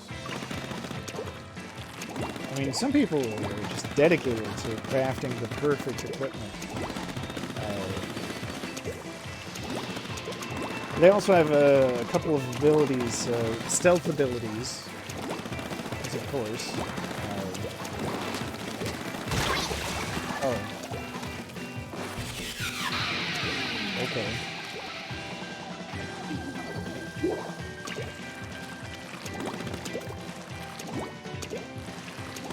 So anytime you super jump to an ally, or you swim through ink, I should take it one at a time. When you do a super jump to an ally, most of the time there's a big old ring telling everyone, friend and foe, that you're going to drop right on that spot. So, if you're not careful, if you don't pick a good spot to jump to, your opponents are just going to,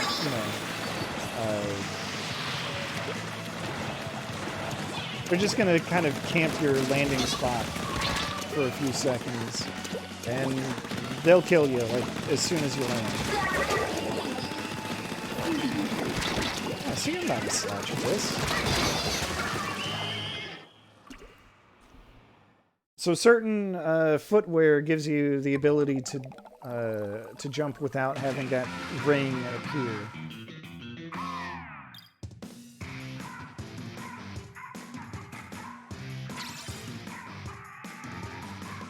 Yeah, that's actually kind of the other fun thing about matches, is that the momentum can shift, at any point, really. I'm not going to battle again. So even if you do get to a bad start, you can totally turn it around by the end of the match. And of course, at the same time, you could be doing, really well most of the match, and then suddenly things turn against you in, the last 30 seconds or something. It's just, a constant tug of war, basically. And it's fun. I mean, 3 minutes is a really good length. Because the maps aren't huge. It's easy to, get to most of them. To get around pretty quickly. So yeah, that's Splatoon in a nutshell. And I think it's kind of easy to see why it's so popular. I'm wondering if there's anything else I can do. I don't think so. So yeah, since that was a lot shorter than I anticipated, I think that's going to be it for Splatoon 1. Just kind of a one-off stream. So thank you for watching.